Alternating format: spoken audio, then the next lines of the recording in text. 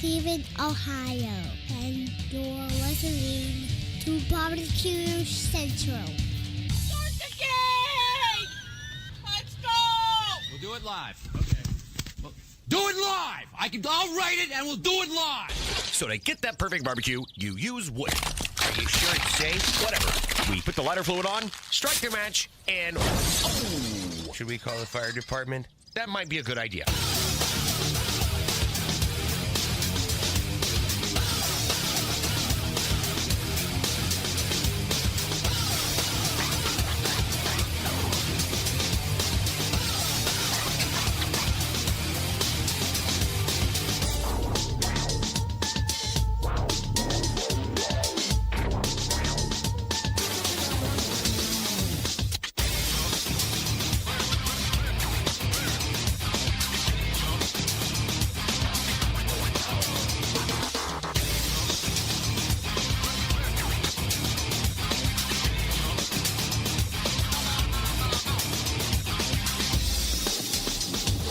All right, good evening and welcome to the really big Barbecue Central show. This is the show that talks about all things that are important to the world of barbecue and grilling.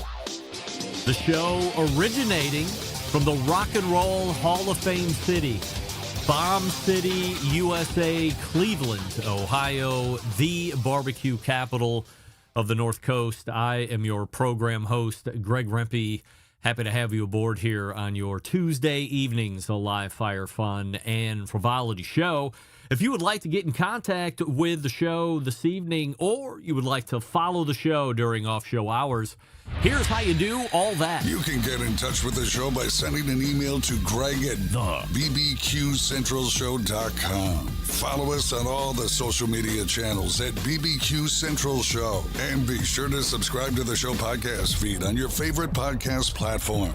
Anything else you want to find out about the show can be found at the main website, thebbqcentralshow.com. And here's what's happening on the show this evening. Coming up in about 12 minutes from now, making his second quarterly appearance here in 2026, the barbecue icon, legend, and all the adjectives and accolades that go around with it. Barbecue Hall of Famer, Barbecue Central Show's guest Hall of Famer, Stephen Raichlen. A lot of man on fire talk this evening, amongst other things. So looking forward to chatting with Stephen here shortly. Then, after Stephen, first-time guest, and the winner of the first ever Open Fire Championship at Memphis in May, Emma Nguyen of the Culinary Charm. Tight turn on Emma. Shot her an Instagram message on Sunday. Did the quick, hey, you probably have no idea who I am, would love to have you on the show, blah, blah, blah. Didn't expect anything back, like I don't expect anything back from people that win Memphis in May. And within 25, 30 minutes, she said, hey, sounds great. Let me know what needs to happen. And I am available this coming Tuesday if you have an open spot. Said you need to have this, you need to have that, Sound check last night, locked and loaded and ready to go. Emma Nguyen, signed, sealed, and delivered. So anxious to talk to her about winning. Really, it is charting success for the rest of however long the Open Fire Championship carries on in Memphis in May. From all accounts, and from what I heard from Al Fragoni, a great, successful debut event in Memphis in May. 20 teams, so 5 more than I think the original 15 count were expected there. And I think demand really allowed that particular competition to grow even bigger than they originally planned for. And Emma Nguyen and her team, really of maybe 5, so very small team comparatively speaking to some of those others that are out there in the open fire community, live fire community. So anxious to really get to know Emma and her open fire background. I think there's a lot of restaurant background in there. And how that all mixes into what ends up being a World Grand Championship this past weekend in Memphis. That'll bring a close to the first hour. We'll move to the second hour. Quarterly visit number 2 from our pals Susie and Todd Bulloch from Hey Grill Hey. That's right. We will be talking a lot about what is now the released Backyard Barbecue Hero book, of course. We will also talk about new business. They were also at Memphis in May this past weekend. We'll talk about what it's like, or if they are able to give attribution to any type of crowd-based, fan-based growth when they go to such events. I think they were also working in one of those big vendor tents. I want to say Duraflame was the name I remember the most, but who knows? They could have been with a number of those folks because they are friends of everybody in the industry. So Susie and Todd Bulloch, 14 past the second hour. And then closing out the show, and you probably knew this was going to happen at some point sooner than later. You've heard us mention it 2 or 3 different times on successive shows. Steve Ray, former Tennessee embedded correspondent of this show, but always friend of this show, brought it to my attention. Toney Smith of the PoulTree will be closing the show tonight. Have you seen the PoulTree? I know David Yule sent me an email the other day and said, hey, heard Steve talk about it on the show last week. Heard you talk about it a couple weeks before. Ordered the PoulTree. So he's ready to put it on his Silverback, I believe it was, pellet cooker, and then give me the down and dirty on it. But never mind that, David. I want your feedback, of course, number one. But number two, we have the creator, inventor of the PoulTree closing the show tonight in the proverbial bullpen segment. So that's how the show is laying out here this evening. I will also be secretly... It went away. I don't know what happened to it. I had a dashboard of the Cavs and the Knicks game, but that's went away on my phone. So now I will have to pull up the ESPN app and check in there as well. Not nearly as concerned through this series as I have been the last 2, because they have played out in 7-game series. So I won't get nervous until like game 3. If we are down 0-3, then nervousness will set in. But that's how the show is laying out here this evening. Stephen Raichlen, Emma Nguyen, first hour, Susie and or Todd Bulloch, and Toney Smith in the second hour. Don't forget you can follow me socially on the Instagrams, the Twitter, the TikTok, the Snapchat, and the LinkedIn, all with the handle at BBQ Central Show. We say good evening to those of you watching tonight on Facebook.com/BBQ Central Show, or maybe you're watching on YouTube.com/at BBQ Central Show. By the way, we have a new YouTube poll question of the week. We're asking everybody, including all guests, would you rather have creamy or chunky peanut butter? And currently 80% of you are saying creamy peanut butter. 20% of you are chunking it out. Results of the poll question from last week. Would you rather have thin crust or deep dish pizza? And 64% are saying thin crust. 36% are saying deep dish. And we'll start here this evening. And so many of you writing in and talking about the final take from the show last week. And if you don't recall, it was me wondering perhaps where it has all gone wrong between the Barbecue Central show and the Barbecue Hall of Fame. For a quick look back, we went from me initially nailing the Barbecue Hall of Fame in the beginning years to working so well with them for over 5 or 6 years, to now getting ghosted over the past 2 years. Gang, I appreciate the feedback. Let's push forward. I will make sure to pass along who gets into the Barbecue Hall of Fame next week. And maybe someday we reconnect, but maybe not. But it was fun while it lasted. Also, many of you continuing to love Mr. J of the Cigar Authority's quarterly visits here on this show. And I agree, a great change of pace. I really enjoy those conversations. And your feedback is telling me that not only are you a live fire lover, but many of you, and it is a growing many of you, are also lovers of the premium cigar leaf. So know that I am really loving the fact that I'm able to bring you 4 conversations a year that really both diverge and meld well with the live fire community, the open fire community. So you'll see more of that through the rest of the year. And finally, everyone commenting on how great the ham segment was with Robert Moss. That's right. I agree. As many of you said, who knew how much history was involved with ham? Really? For something that sucks so much, and I'm saying that in my words, ham sucks. But for something that sucks so much, and few things suck worse than ham, namely fishing and soccer suck worse than ham, but probably only those two. You can't deny it. There is an incredible amount of history. There is an incredible amount of information on said ham. And if you missed it, go back to the show last week on May 12th, 35 past the first hour, and listen to Robert Moss break down ham. International hams, domestic hams, city hams, country hams, shrimp creole, shrimp gumbo. You get the reference, right? Is there or is there not a ham belt?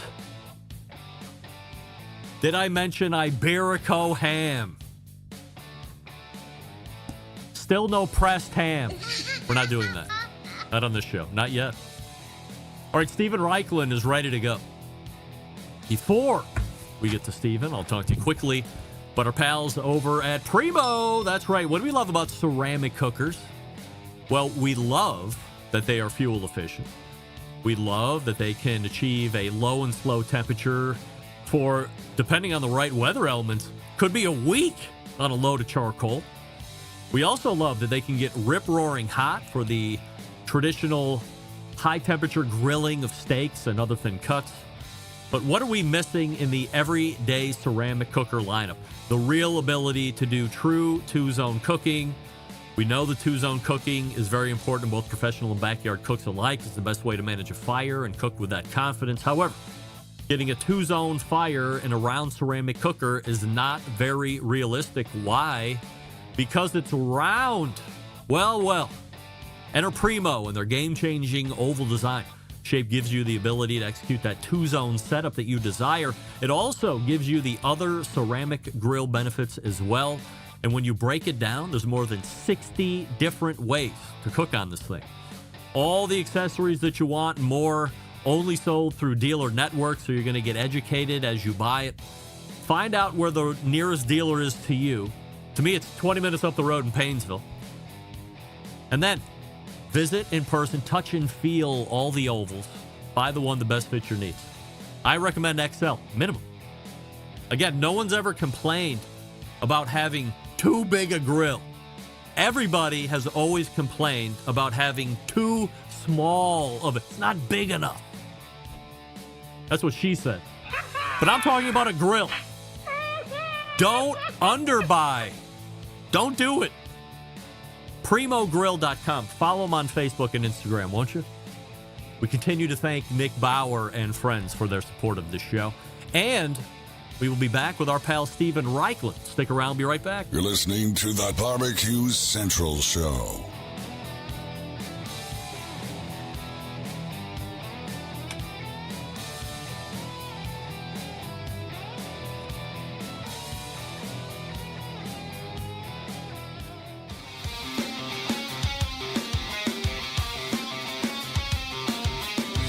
Broadcasting live from the Barbecue Central Show studios in Cleveland, Ohio. You're listening to the Barbecue Central Show. Once again, here's your host, Greg Rempe.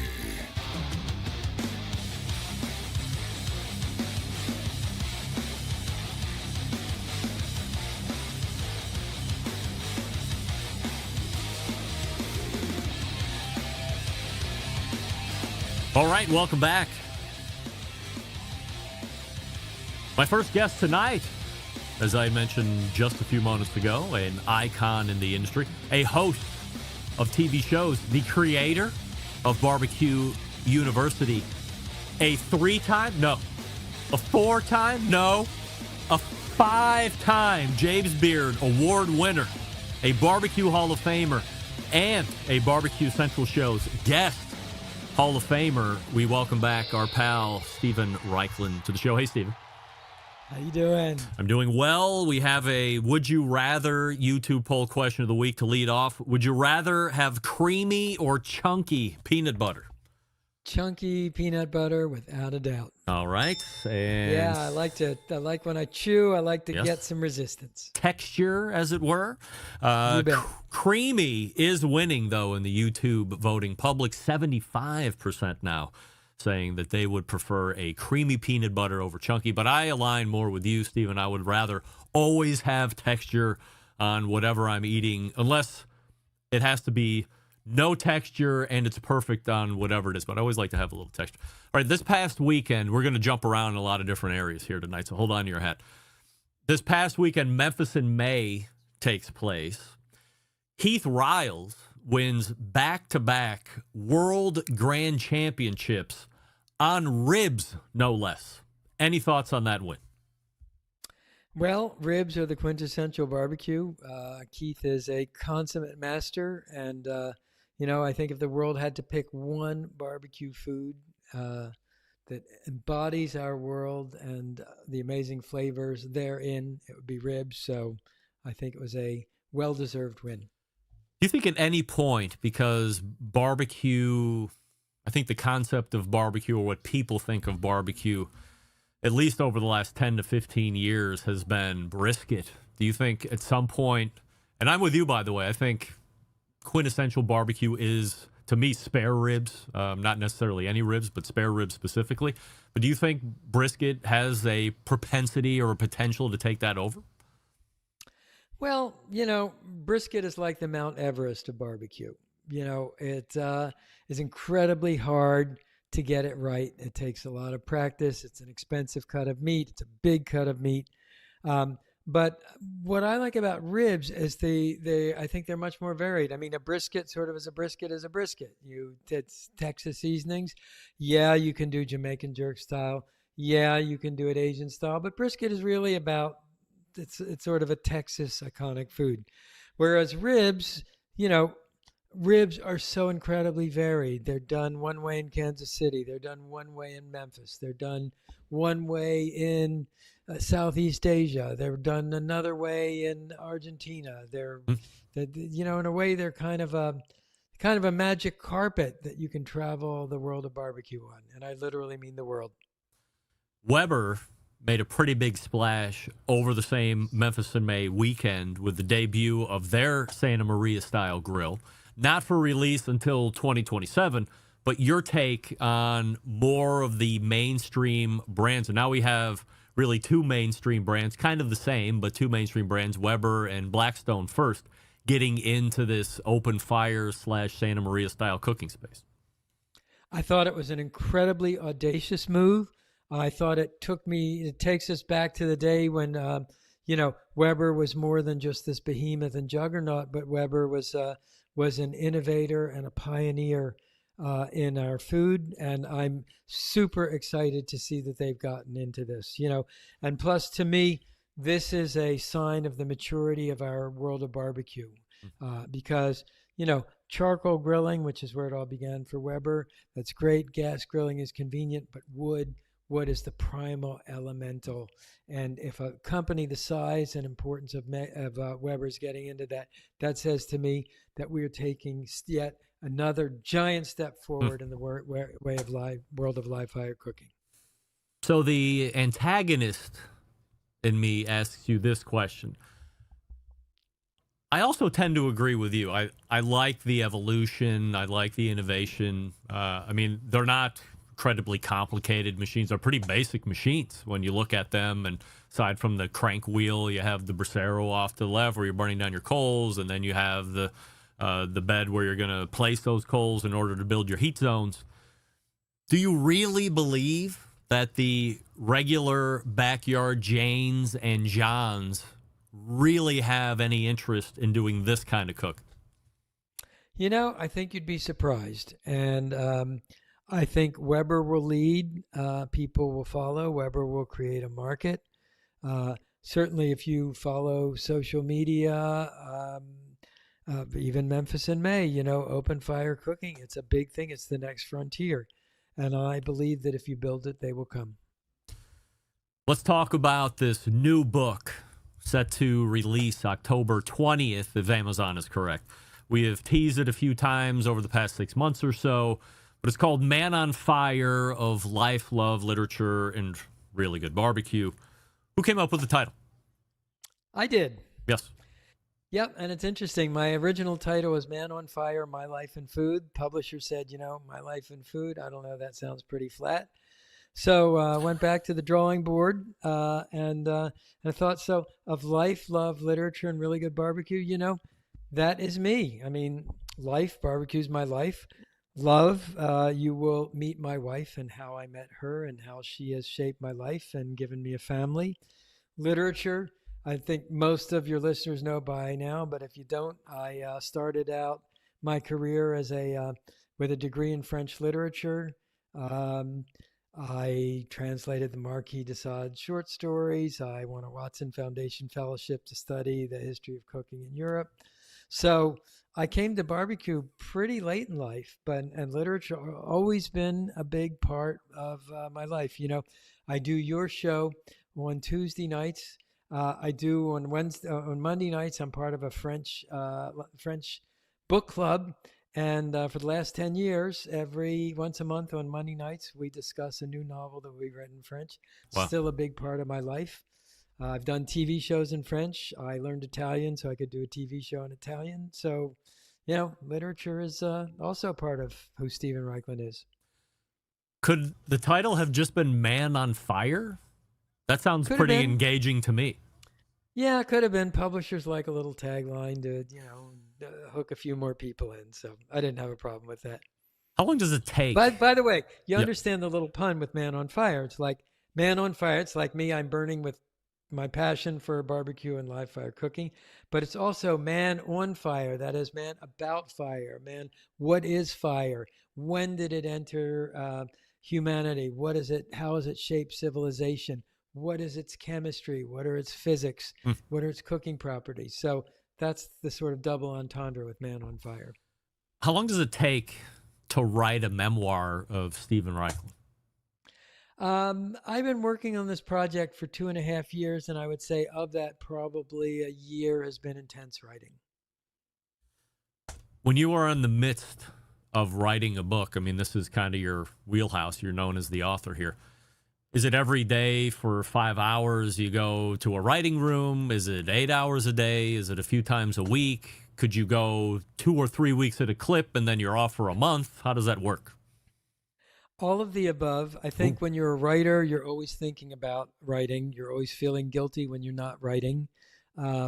Ideas come and, the way I prepared for this book, which is in a way the way I prepare for all of my books, I get an idea, and then for the next month, 6 weeks, 8 weeks, I just write ideas down in a notebook or on little yellow stickies, or I wake up in the middle of the night. I keep a notebook by my bed. And eventually that becomes the outline for the book. And then once you've got the outline, writing the first chapter, or for me, the introduction, that really sets the tone. But for me, writing is still a very unpredictable process. I can't sit down tomorrow morning and guarantee I'm going to write a great story or a great chapter. But I know that, in the space of a month or several months, eventually it'll happen. Can you write a great chapter and know it, and then have you also rewritten a chapter 10 times before you felt good enough with it? Absolutely. And this book went through at least 6 drafts, probably even more in certain chapters. Wow. So it's it's a process of refining. For anybody who's a writer out there, the most important thing is get it down on paper, no matter how rough, no matter how awkward, because you can always polish, and you always do polish. But once you have it down on paper, that's the hardest. The hardest thing about being a writer is confronting the blank page. Looking over such a long and successful career, how are you going through to pick and choose the moments that make it into this book specifically? Well, first of all, I tried to think about really the seminal moments and turning points of my life. What were the events that sort of made me who I am and propelled me forwards? And then I guess the next thing is I think about what makes a good story. There's a difference between a memoir and an autobiography. And in an autobiography, you write everything and you try and tell the whole story. In a memoir, you try to pick the moments and things that happened in your life that were pivotal and also interesting. So I would say, certain chapters I wrote that were important things that happened to me, but they just didn't happen to be very interesting stories. So I left those out.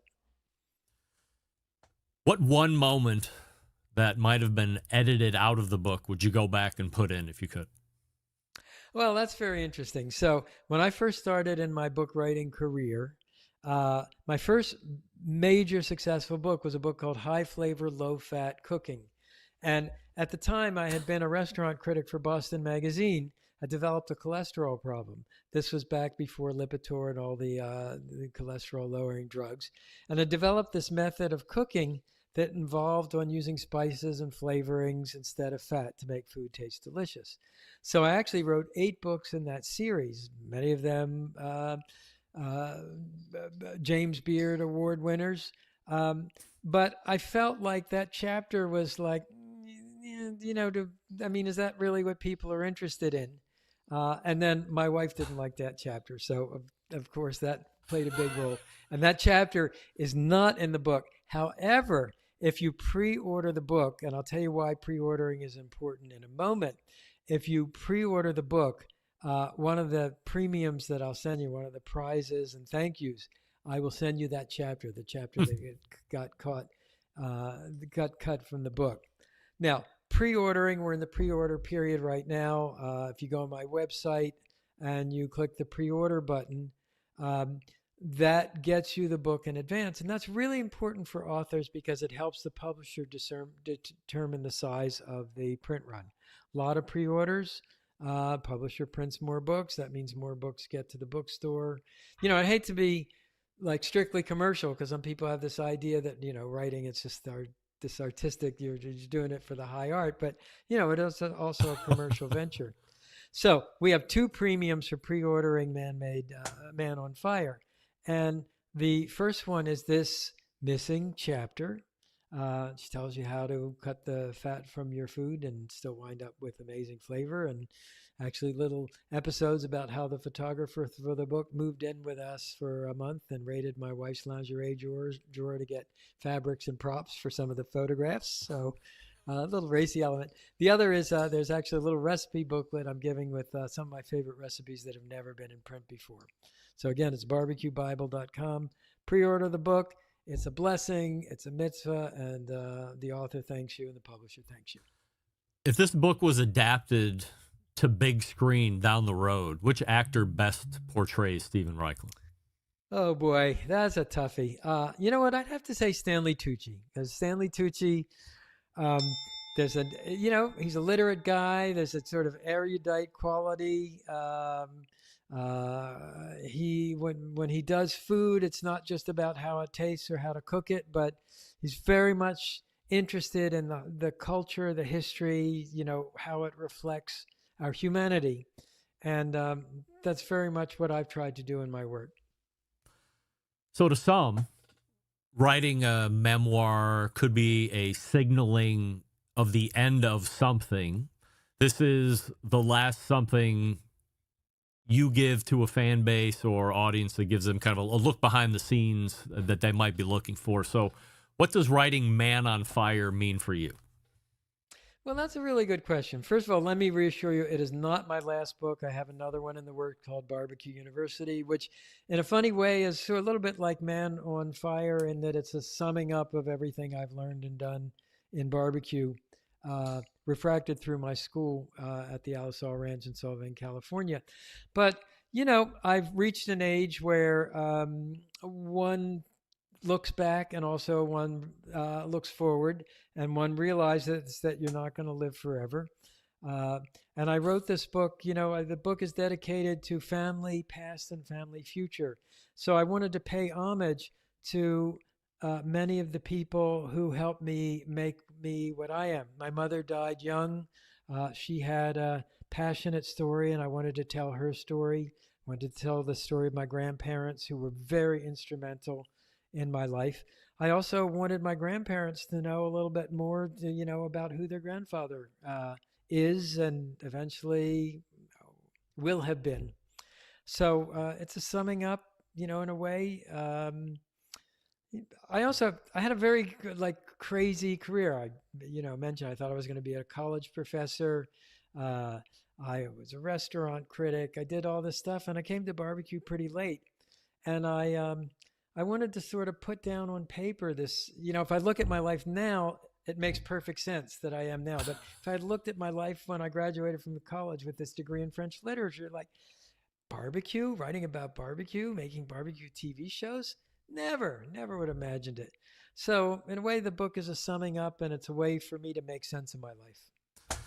When you look over the industry that you've been a part of for decades, what are 2 or 3 of the biggest watershed moments in your opinion?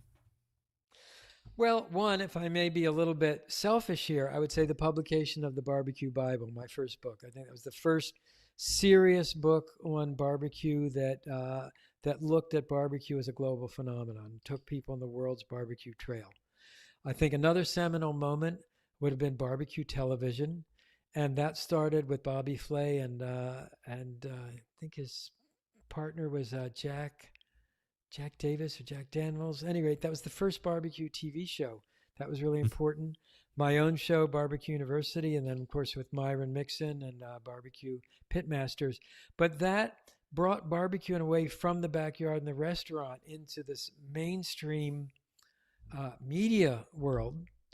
And that was followed more recently by barbecue social media. And I think what's being done with grilling, live fire, cooking, food anthropology on social media is absolutely enormous, gigantic, seismic in its importance.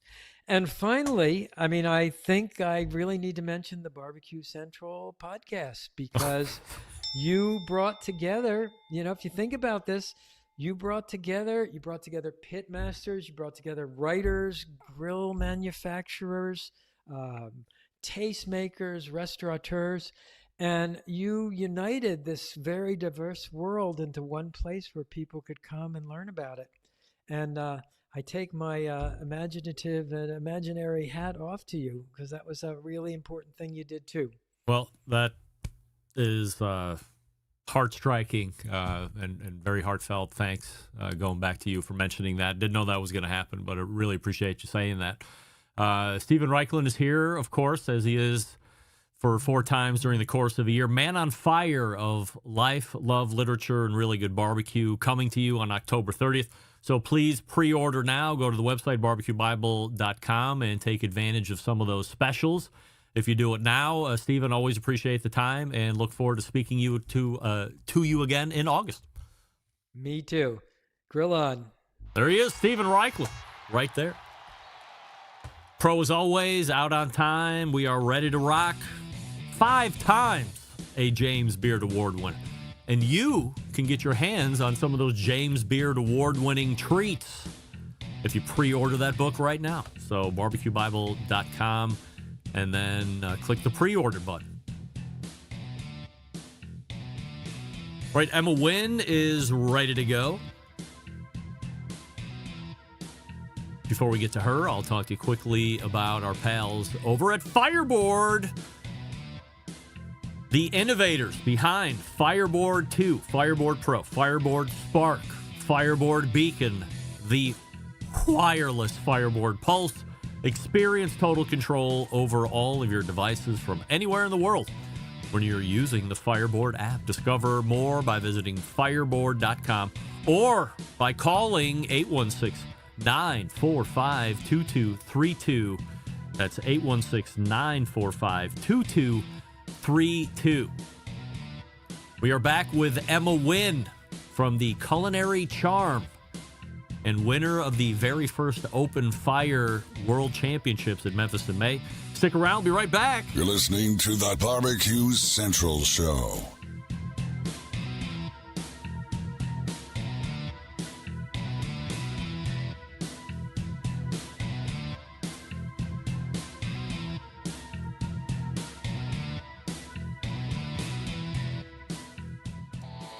Howard Stern, Jim Rome, Dan Patrick, and Greg Rempe. The Mountain Rushmore of talk show entertainment.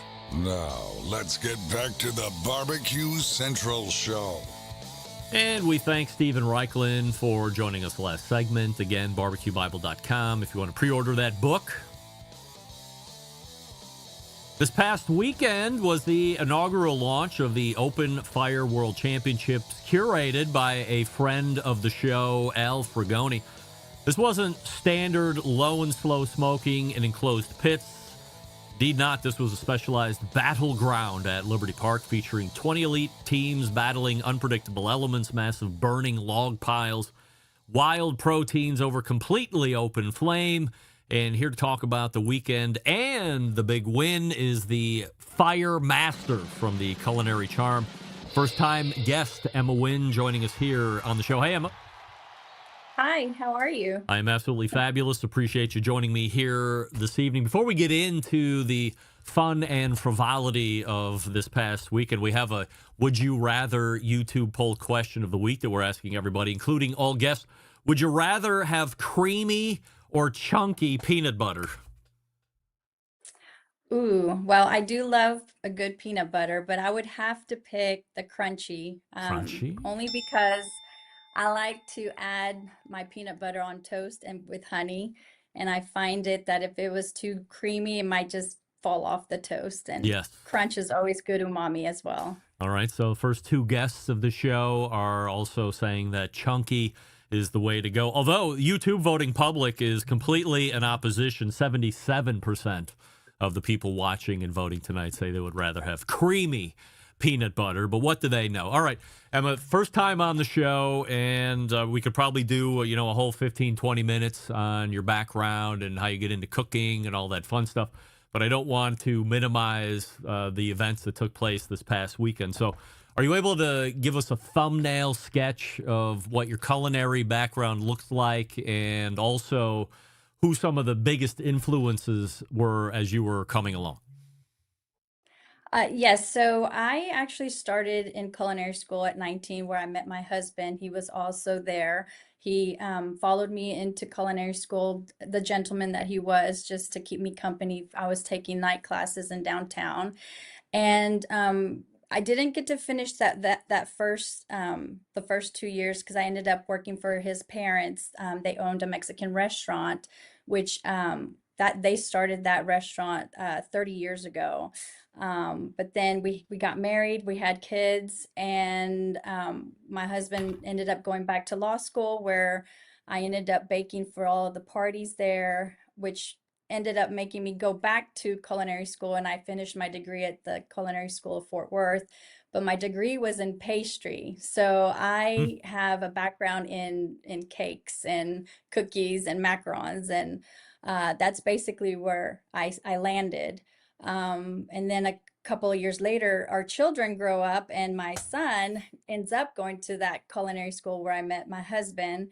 And the first month entering culinary school, he asked me, Mom, there's a competition that I'm going to join, and I would like for you and Dad to be my sous chefs. And I immediately said, no. I'm a pastry chef.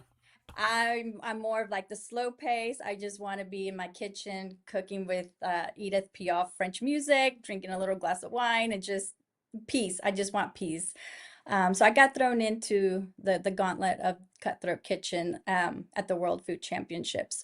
And from there, it just really spiraled from being a pastry chef, going into the savory side of the kitchen, fire, knives, being, chop, chop, chop, quick, quick, quick, being forced to cook all in 1 hour. And so, yeah, it just evolved. It really did evolve to that. And then to keep going fast forward, I know everything's so fast. I could be talking a lot longer here.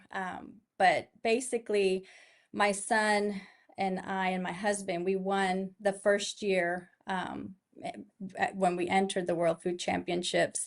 And we made history there because my son was 18 and 19 when we won the main event. Is he Parker? Preston. He's Preston Nguyen. Nguyen. Holy shit. Yes. We were just talking about him 2 weeks ago when I had Mike McLeod was on the show, and he said, yeah, he's the Yes. first two-time winner, and didn't even register until you just brought up World Food Champ. Was that the kid that was helping you get on the internet yesterday? That was him. Oh, my God.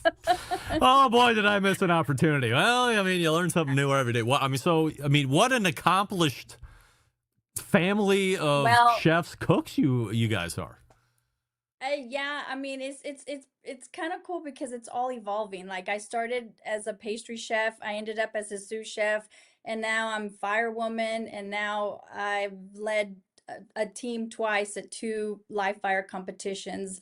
Uh, it's just it's just really cool how it's all evolved from that. I mean, 30 years ago, going to culinary school, ended up as a live fire champion. I wouldn't have, if I would have seen the future, it would have been a little strange to see how it's all evolved. So last weekend, you don't just win a trophy. You and the team at Culinary Charm cement your names in the history books as first ever open fire grand champions at the World Championship Barbecue Cooking Contest. So when Al Fragoni hands over the grand championship hardware, what are the first things that are going through your mind regarding what the team has just pulled off? I told my teammate, you're gonna have to carry the trophy because I can't. It's a big one. I'm gonna be carrying that. And then second of all, it was a dream come true actually. Having gone through being evolved from pastry chef to sous chef to live fire chef. It was almost like a dream come true for a chef of I mean, I like to say that I'm a chef because I've done it all. It felt more like a chef's tasting, and it was a dreamy way of competing because normally you only get an hour to cook and you have to put everything on a tray and you have to walk the food to your judges. But this time around, it was very custom. It felt very customized for me. I really felt like, did Al Fragoni do this on purpose? Like it was too much of a dream come true. Like a 4-course meal, the judges get to come to you as guests and 24 hours to cook instead of 1 hour. Like I had to pinch myself. I was like, are you sure this is how this is going to be played out? Like I couldn't believe it. It was a dream come true for me. I mean, I feel like that's probably totally understand where you're coming from, especially when wrapped in the midst of a World Food Championship setup. But in a barbecue competition style, I mean, you're cooking overnight. I don't know if guys are necessarily allotting 24 hours for a cook, but you're not in covered pit. I mean, everything's open. It's going to take inherently longer depending on if you're hanging or how close you are to the fire, what you're cooking, what have you. So I think that seems to make a lot more sense. How are you able to take advantage of that extra time? Is it go into planning? Is it more time cooking? Is it a amalgamation of both? Well, so I chose to cook my heritage, which is Mexican cuisine, and we're from the South. And making mole from scratch usually takes a good day if you want to make it correctly.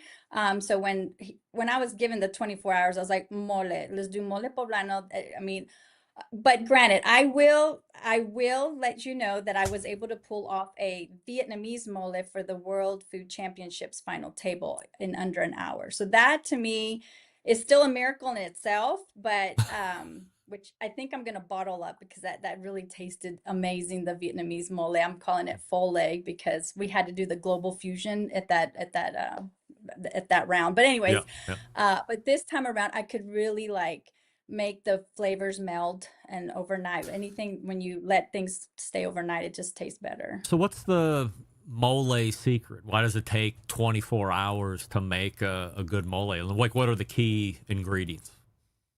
There's, I would say, a minimum of 30 ingredients. It takes time if you want to do it right. And then you just cook it down low and slow. You don't want to burn it. And then obviously the next day, just like anything, if you make chili, the next day it's going to taste better. It's just time. That's melding the flavors, you know. That's the one with chocolate in it, right?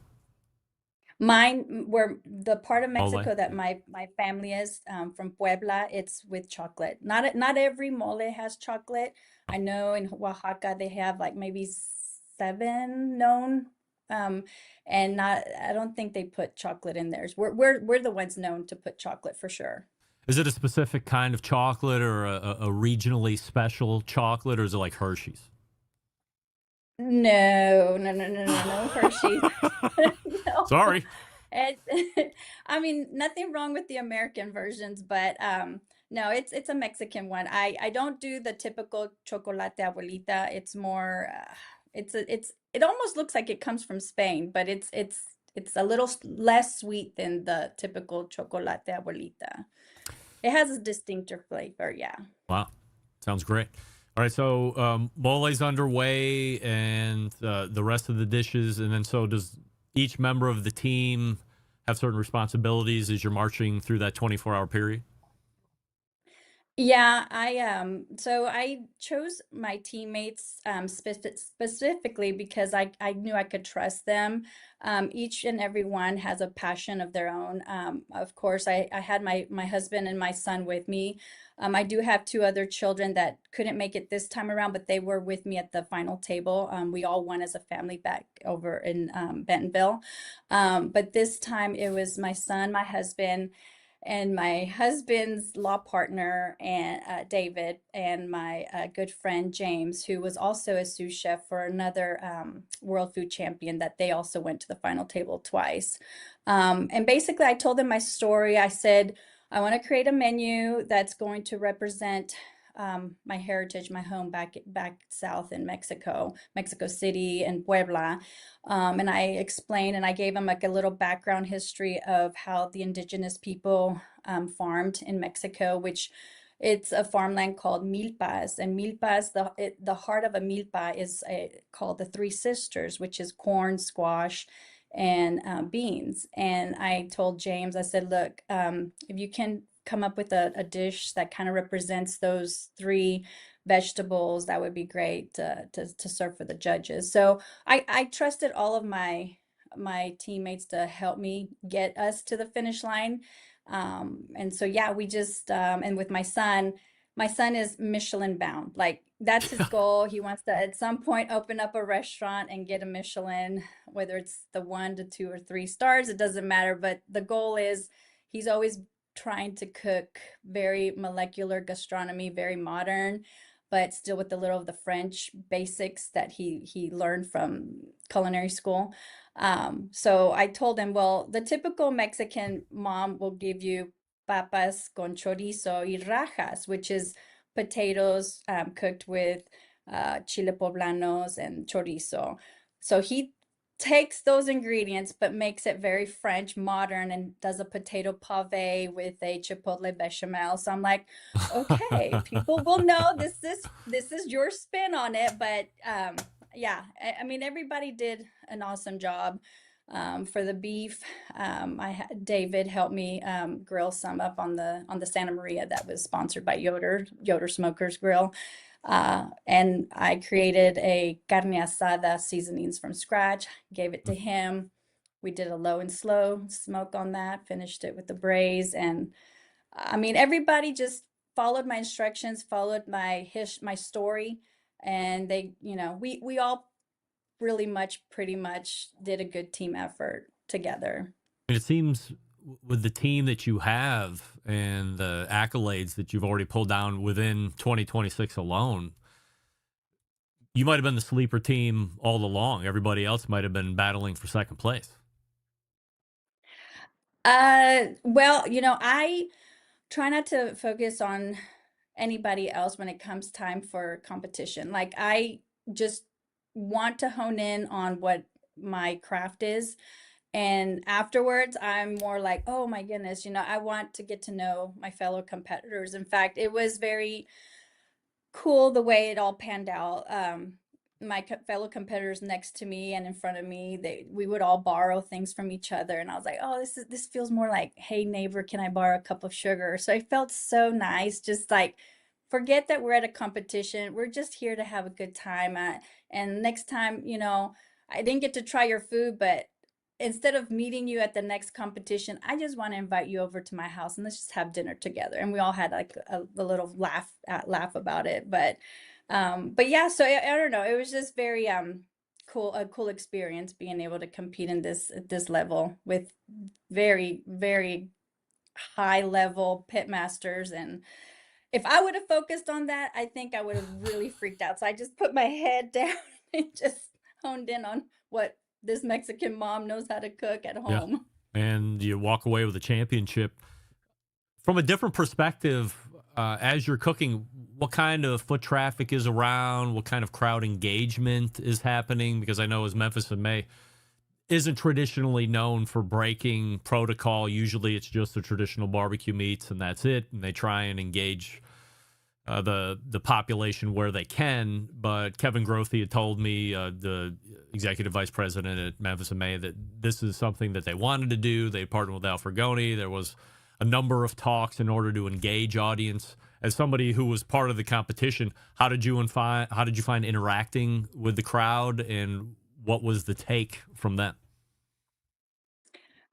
During the competition, or well, Like, was there during the interest in a lot of people like milling around and like checking it out?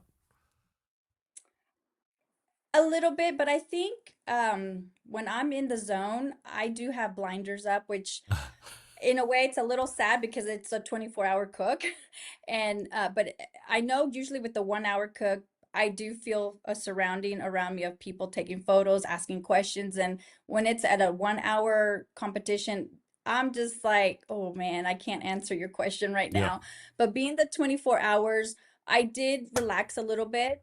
Like I said, I ended up becoming really good friends with the guys next door, the NorCal group. And I was just like, hey, neighbor, thanks for letting us borrow this. Or they borrowed from us chinois. They wanted to, I guess, put their soup through it. And it just felt a little different.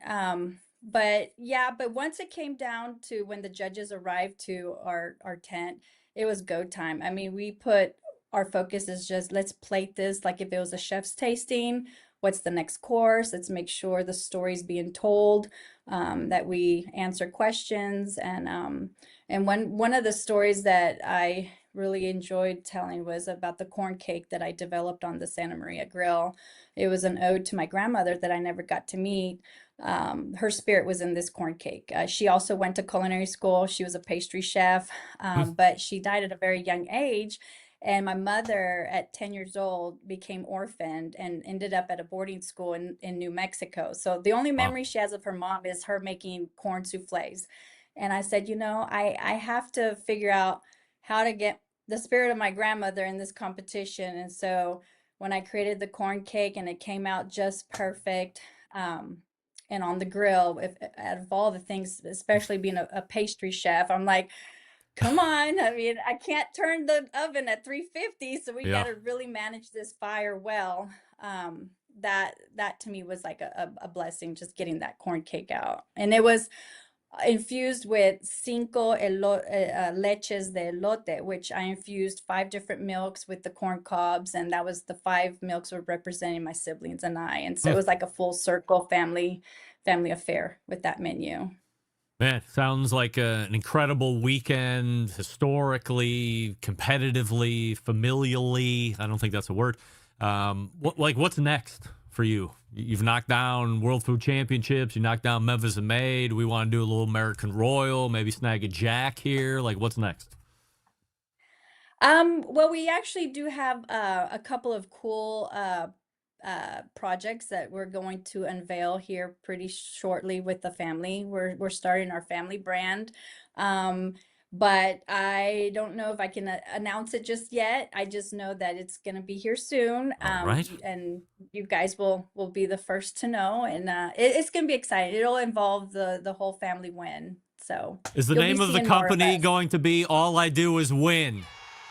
Get it? Probably not. Yes. All right. Any competitions coming up that you guys are going to be taking part in?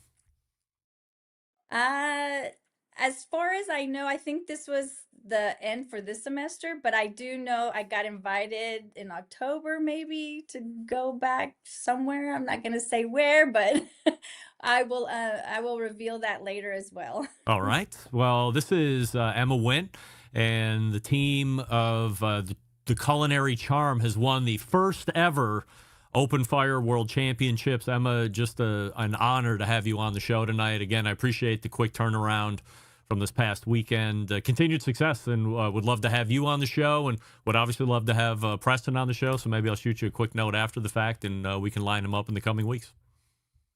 Sounds great. Thank you, Greg. All right, thank you. Emma Nguyen, right there. Holy moly. Nothing better than talking with Mike McLeod and him raving about Preston Nguyen and how, you know, there has never been a two-time winner at World Food Championships. And here I am having a sound check with Emma last night, and Preston is like right there on the can. I saw him, and I didn't even register anywhere on the radar just until she's like, oh yeah, World Food Championships, won that too. Wait, that's again, all they do is win.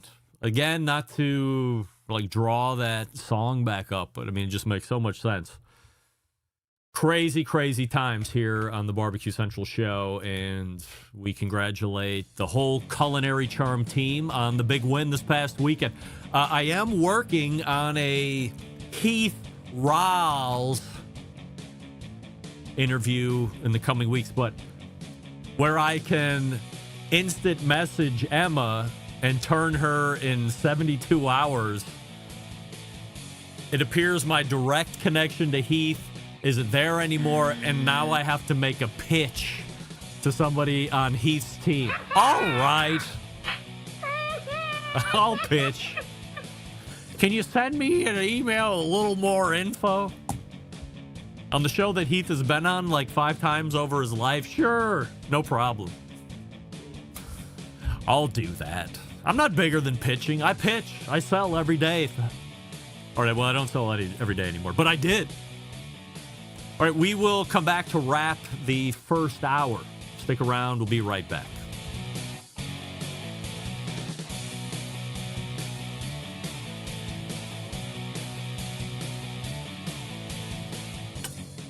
Continuing to produce incredibly mediocre content in an exceptionally professional way. You're listening and watching the Barbecue Central Show. Once again, here's your host, Greg Rempe. All right, we are back, and we thank Emma Nguyen for joining us last segment. The website, by the way, if you want to check it out, theculinarycharm.com, and she's also on Instagram, of course, checking out a little bit of the Cavs game here as we get ready to break out of hour number 1. Ooh, up 13! Hey-oh! Hey-oh! 2.5 minutes. It looks like they just called a timeout because they were going to run into an 8-second call, getting it over the timeline. Getting over the timeline, little battle. Good. Well, then the Cavs are going well. I thought if we're going to steal a game on the road, it's going to be this one. The Knicks have been off for the better part of 8 weeks after they mowed through rounds 1 and 2. Especially Philly. 76ers, you guys sucked. The Cavs just played the other night. No rust here. We're primed. We're, as they say in the biz, peaking. And the Knicks got to get back in gear. So if we can steal one on the road, now it's a series. It's not a series until the road team wins. Now, there's still a quarter and 2.5 minutes left. Plenty of time to puke it back to the Knicks. They get it going, and who knows what can happen. Denver Cavins on Facebook just listed a mole sauce recipe. I have mixed feelings about Denver being on my Facebook feed. I thought I banned him after he took a drunken rage run at me a number of years ago. fifth of bourbon in hand, juggling out, and then just giving it to me. That was a beauty, man. That was a beauty. All right, we're pointing to the second hour. Great interviews. We'll get a poll question of the week update. So stick around. We'll be right back.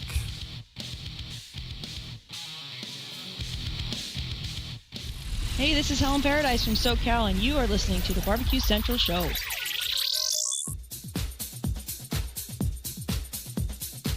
Happy to have you aboard here for the really big barbecue show. We cook because we have to, and we grill because we want to. Hit me! Fine, how you doing? You have a great show. I'm a big fan. Boing. So what seems to be the problem here? This man looks like he's dead, and he's in the crackle. Charbono! It's all about the charbono, dude! Succulent fish, what? He ate Susie for wieners. So listen, Lavernius, shut your face. I'm shaking like a dog shit peach seeds. We have top men working on it right now. Top men.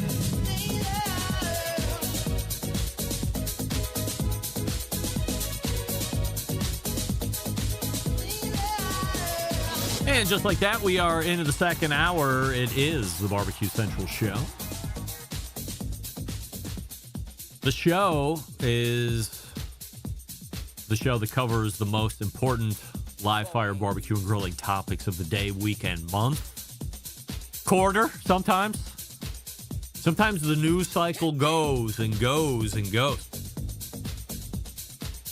Couple emails during the break. Greg, please retell the Denver cabin story. I'm not going to do that. I'm not going to do that. If you missed the first hour, shame on you. You missed a great interview with Stephen Raichlen as we talked about the Man on Fire book. And then we had a equally as great debut interview with Emma Nguyen of the Culinary Charm. So if you missed it, A, where you been? Probably watching the Cavs and the Knicks game. B, don't worry. Make sure that you're settled in next week where we have not one but a 2-segment Jess Pryles. Also, we have an embedded correspondence next month because it is the fourth Tuesday. Programming note, the weekend after that, there will not be a show on the 2nd. Is it the 2nd? Whatever that first Tuesday in June is, we're not going to have a show there. Wow, what a swat. We will not have a show that very first Tuesday in June. I will be doing the Bahamian Mambo for the 3rd year in a row. Lucky me. And you know me, while I'm very excited to once again play international traveler on that ass, the first thing I'm going to do on Monday, because we'll miss the balance of pool day at the Cove, is I'm going to run down to the male bathroom at the Cove and survey the floor underneath the urinals and see if there have been, A, any better aiming progress made over the course of 365 days, B, have they installed the piss hog,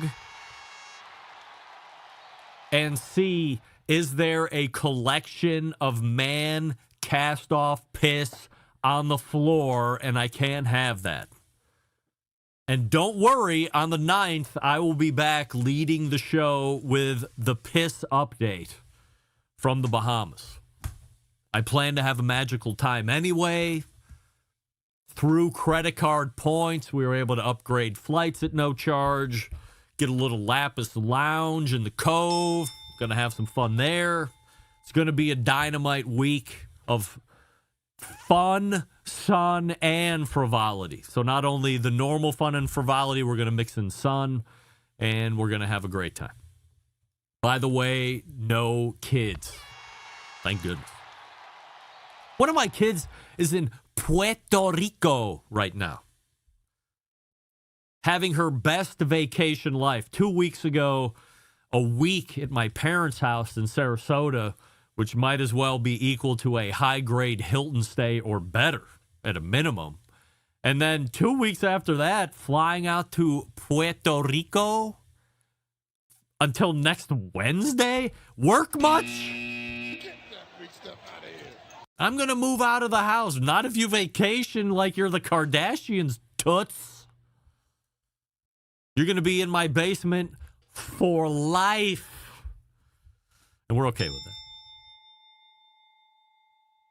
that. Still to come on the show tonight, we have the likes of Susie and Todd Bulloch from Hey Girl Hey. Also, we have Todd Smith, who is the creator of the PoulTree. We say good evening to those of you watching tonight through one of our video streaming platforms. You can go to facebook.com/BBQ Central Show, or you could watch on YouTube, which is youtube.com/@BBQ Central Show. We have a new YouTube poll question of the week, and we're asking everybody this question. Would you rather have creamy or chunky peanut butter? And currently 78% of you now are saying creamy. 22% of you are saying chunky. And Stephen Raichlen likes chunky peanut butter. And Emma Nguyen says she wants chunky peanut butter. And your humble host wants chunky peanut butter as well. Those three palates should be dominating the majority of where people are voting. But oh no, you know me, love to be in the minority of everything for some reason. Even Bob Genevario or Genevario is saying creamy peanut butter. So lock it down to 79%. Coming up on the best moments of the Barbecue Central Show in 10 minutes or less this coming week, we have episode 434, taking you back to August 30th of 2022, in which will be the conclusion of a 4-part series. So fourth part of 4. Totally lost it. Just totally lost the words. The fourth part in a 4-week consecutive series that John has put together, where we have a burger cook-off recap there. Johnny Maggs, Mr. Jonathan. So Pit Life Barbecue and the Cigar Authority, or Two Guys Smoke Shop, respectively, depending on how you look at Mr. J. So that will conclude, and then we're going back to regularly scheduled programming after that. Don't forget you can subscribe to the show by visiting thebbqcentralshow.com/subscribe. And if you would like to hear a past guest or segment like our pal Braden did, who got a 4-part series done to him a whole month long, you can send John an email, John, Jon, at thebbqcentralshow.com. And he'll do his best to meet your expectation.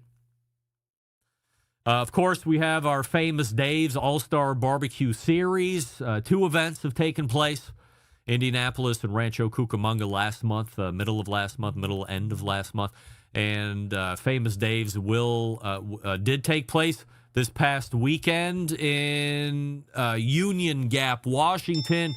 They're taking the week off, and they are coming back on May 30th. So at the day that I am leaving for the Bahamas, they will be competing in Las Vegas. So look forward to that. If you would like more info or information, more information about upcoming locations of competition or past results, you can go to famousdaves.com/All-Star Barbecue Series, or All-Star BBQ Series specifically. Now, I want to take a few minutes and recognize the aforementioned Heath Hall. Oh, no! I was going to edit that out. I want to take a few minutes and recognize Heath Riles of Heath Riles Barbecue. Heath and his team are now the first back-to-back World Grand Championship winners in Memphis in May in over 40-plus years. By the way, only 2 teams have ever done it. And the last one was back in the 80s. Perhaps even more impressive than going back-to-back, which is highly impressive. This is now only the 3rd team ever in Memphis in May history going back-to-back. But perhaps more impressive than that is doing it in the ribs category. technically, this is the hardest category to come out of because there are way more rib entrants than shoulder and way more rib entrants than whole hog cooks. Fun fact, Heath Riles and team have won the World Championship Ribs category for the past 3 years in a row. So while they have won overall World Grand Champion over shoulder and over whole hog with their ribs, they have won the World Championship Ribs category 26, 25, and 24. Within those circles, some would say he also should have won in 2024, but he didn't. So he's won the rib event 3 years in a row. Why not let me dazzle you with a little bit more rib knowledge? The ribs winner has pulled down World Grand Championship 3 out of the last 4 years, Polly. Keith with ribs the past 2 years, and then Ribdiculous won it in 2023. And for as hot as ribs have been lately, up until Ribdiculous winning it in 2023, the ribs category had a little bit of a drought. How about a 22-year drought? That's right. Good to see ribs coming in and getting their just respect at the Memphis in May finals. Again, 3 out of the last 4 years winning World Grand Championship after a 22-year hiatus when Ribdiculous brought it back into prominence. We'll see how that continues into 2027. Susie and Todd Bulloch are ready to go. And they have to be tired. They were also at Memphis in May. Good night. Well, buck up, campers, because do we have a fun-filled segment for you two? So why not do it? Stick around. Be right back. You're listening to the Barbecue Central Show.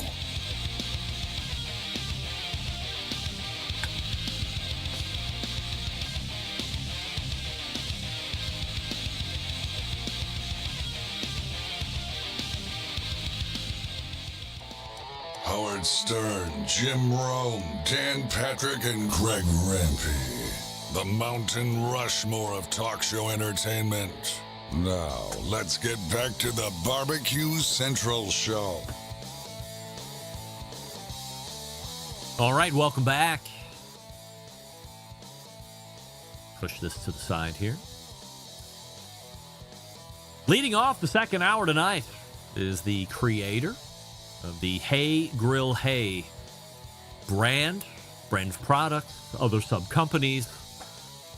Their second quarterly appearance here in the year 20 and 26. Susie and Todd Bulloch have made it back from Memphis in May. Hey, you two.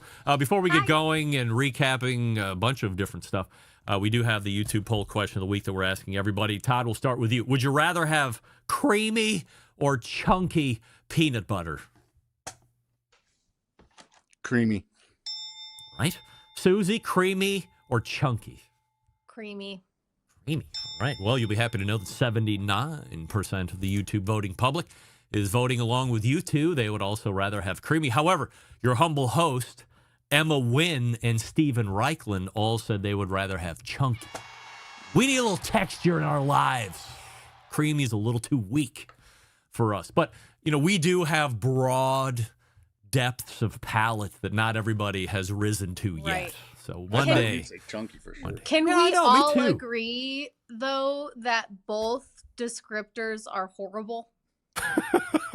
Creamy Regardless or of- chunky, Yeah, bad it doesn't or matter worse. what texture you like, they're both named bad. Yes. All right. I like So moist peanut butter. Why not Moist? smooth? why not smooth?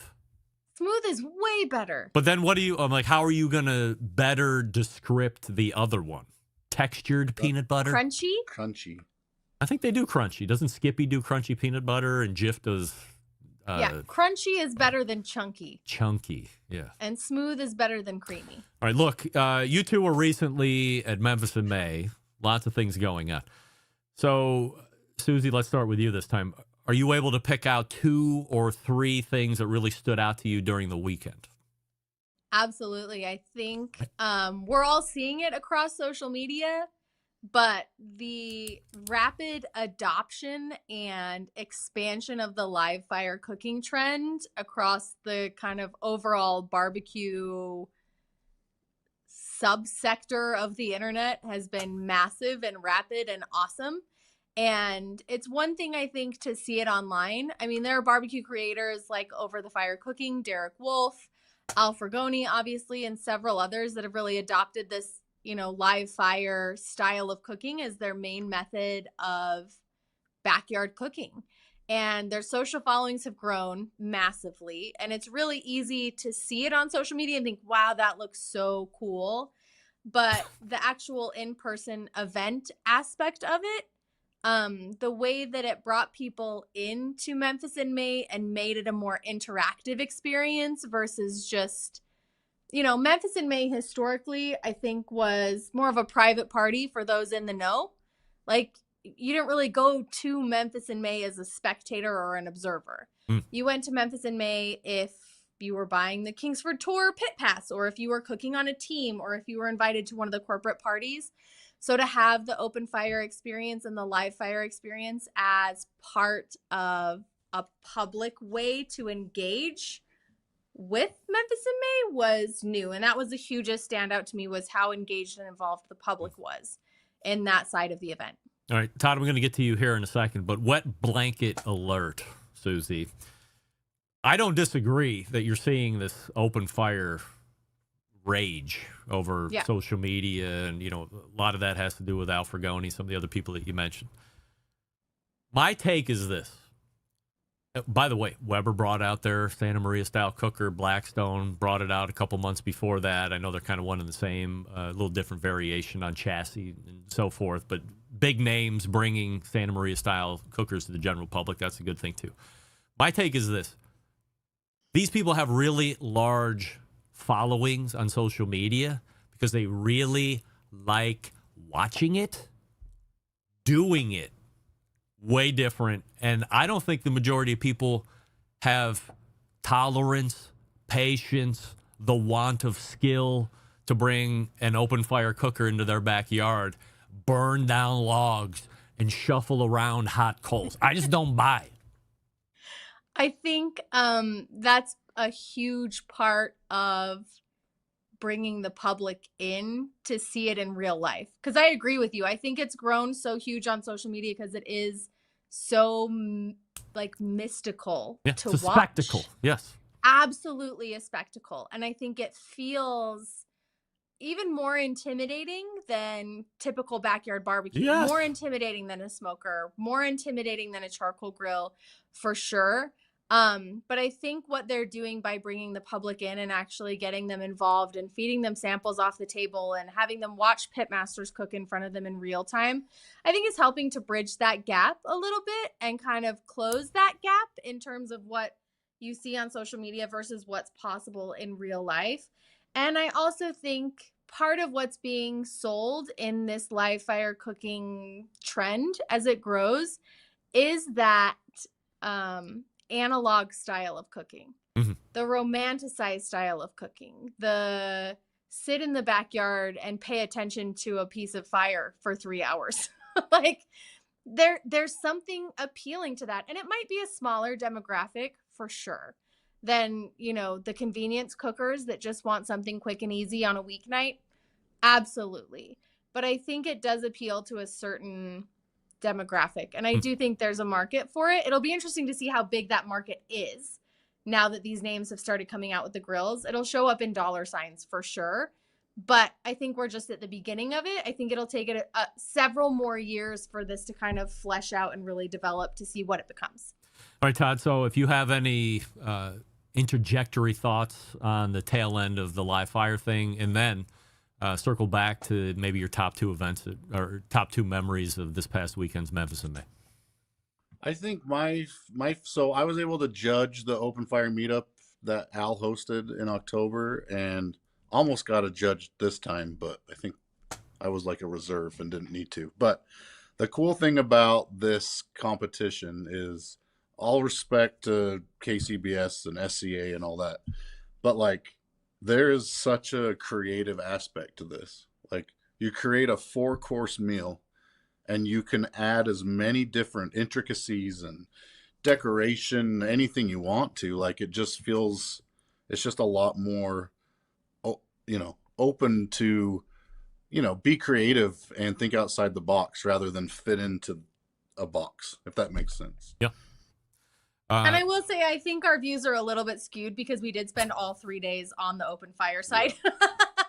Because we were cooking in the Duraflame tent with Team Yoder. And so we were very much tied to the live fire side. Whereas in previous years at Memphis in May, we've been on the barbecue competition side cooking whole hogs. So it was a completely different look at the event for us. And it was very fun to have that face-to-face with the public in a way that we didn't get to experience before. It was cool.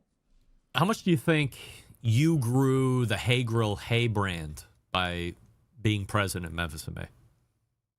I don't know. That'll be hard to quantify, I think.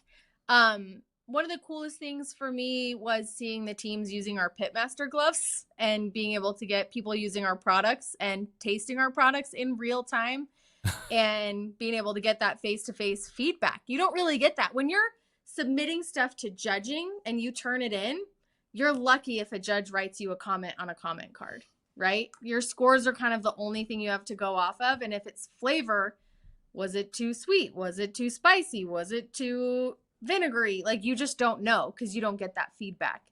But being able to engage with the public, we're getting real-time feedback on our products, real-time feedback on our flavors. So that was incredibly valuable as we continue to iterate and develop product and move forward into the grilling space. So for us, I think it was incredibly valuable. And we made some really great, partnerships, moving forward with some partnerships while we were out there. So for us, I think it was incredibly valuable to be there. But I don't know necessarily like everybody went home and all of a sudden like bought Hey Grill Hey sauces or gloves or whatever. But yeah, I don't think we didn't really have like any branding up or anything other than like I was wearing a shirt and a hat every now and then. So yeah, we didn't have our own tent or anything like that. So I don't think that we can say that the brand grew, but yeah, for sure it was cool. So does Duraflame bring you in for the weekend as like hired guns? We actually, we just signed. I don't know if you know this, but we haven't had brand deals for a really long time. We didn't want to like dilute our messaging to our audience. We didn't want to constantly be doing sponsored work, and we generated revenue through other ways with our business. But the last couple of years, we decided if we're going to take on partnerships, they're going to be with people that make a lot of sense for our brand and that is symbiotic with the Hey Grill Hey brand, where we can help each other on the influencer side and also on the brand development side. So we partnered with our first brand ever in like 6 years with Weber last year. And we just signed for another year with Weber. So we'll be a Weber Grill Pro on their YouTube channel that's launching here in the next few weeks, which is great. We'll be doing weekly videos on the Weber YouTube channel. And then we partnered with Duraflame for 2 years, specifically to help promote a new char log that they're coming out with, which is a longer burning charcoal that's like a compressed charcoal with the hole in the middle that's kind like of the char log that B&B charcoal makes? Yeah, but the parent company is Duraflame for the B&B char logs. Oh, is it? And so they're moving manufacturing to the United States for the Duraflame char logs. I know. USA. So they'll have a more uniform size, a better burn, clean ingredients, and they're made here in the USA. So that's what we're going to be working with to promote and kind of bring that new style of charcoal instead of just the briquettes or the lump. It's kind of a third style of charcoal to the backyard. I have been a long time proselytizer of the char log. I feel it's a widely underappreciated charcoal When I had my offset cookers, I would supplement wood splits with 2 or 3 char logs. So to save on wood, especially if it was like wood I really loved, or I was running out of really good seasoned wood, I would supplement with the char logs. They work great. A little hard to get going first if you're just going to like load up the grill. But like once they're going, I mean, oh my God, these things are absolutely fabulous. Love them. Yeah, so we fan. cooked with them for a couple of months, and then they said, how do you feel about, jumping on long term and teaching more people in the backyard about this third style of charcoal that's not just briquettes or lumps. We love cooking with them. We kind of had the same result with it. Absolutely loved it. It's all we wanted to use. And we said, I think that makes a lot of sense. So we just filmed a video at Memphis in May of Todd carrying the char logs bag around Memphis in May and showing it the sights. And he put sunscreen on the little char log bag and sunscreen on himself. And they went backstage, and it was great. Yeah. So that's how we announced our partnership with Duraflame at Memphis in May. I feel like Todd might be redder than the bag. He might be. If we put him side by side, it's very much in the family. That's why they chose me. Luckily, the Duraflame bag's more orange than red. Yeah. I will say, though, Todd actually had to sign the contract. He was in the contract. They didn't just want Susie of Hey Grill Hey. They wanted Todd and Susie. So he's a manfluencer now. Manfluencer. Wow. I didn't. That's the first time I've heard that. Good for you.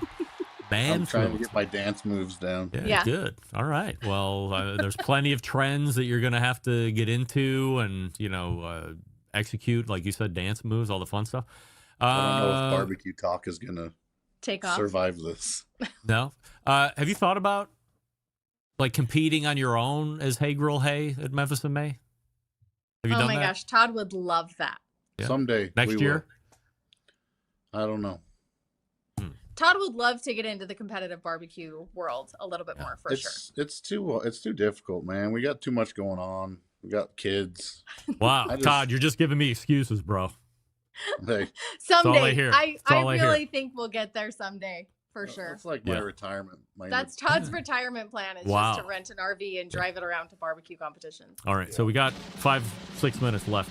Let's talk about the item that, if we're being honest, I was the most instrumental in making happen for you, Susie, which is this book right here. So being self-published, what benchmarks did you have set in order to gauge success? By the way, the book, Backyard Barbecue Hero, that's Susie right there. And it is available for your purchase immediately, if not sooner. Go over to heygrillhey.com and wherever books are sold. So being self-published, if I get back to the question, what benchmarks do you set up to know what's successful and what isn't? I mean, me was just getting it published. Correct. That feels like a win for me. Yes. I'm very You're welcome. excited. It exists. You did it. Because for me, it was a creative act, right? It was an act of like a lot of love and care to put all these recipes together and a ton of work to make it into something that I'm really proud of and that I think would be valuable to people. Todd probably has different benchmarks. Mine was He's my accountant. Mine was finding the break-even point. That's what I care about. Are you there? Yeah. Yes. All right. Well, like who cares? within the last week, I think we hit it. It's not like you're almost pregnant. I mean, you're either there or you're not. So if you've hit it, you've hit it. Now we make money. Now we make money. All right. That's our favorite part, is making money. I mean, is it too personal to ask like what you go into from a financial standpoint to self-publish? I mean, is it like 50 grand, 100 grand? Do you really want to know? For our books? I don't have any idea what it looks like. I mean, 6 figures. 6 figures. Wow. Like with a 1 in front of it or a 2 in front of it? A 1. A 1? Yeah. Okay. I mean, I mean, regardless, that's, a lot of people don't make 100 grand a year, doing whatever they do for work.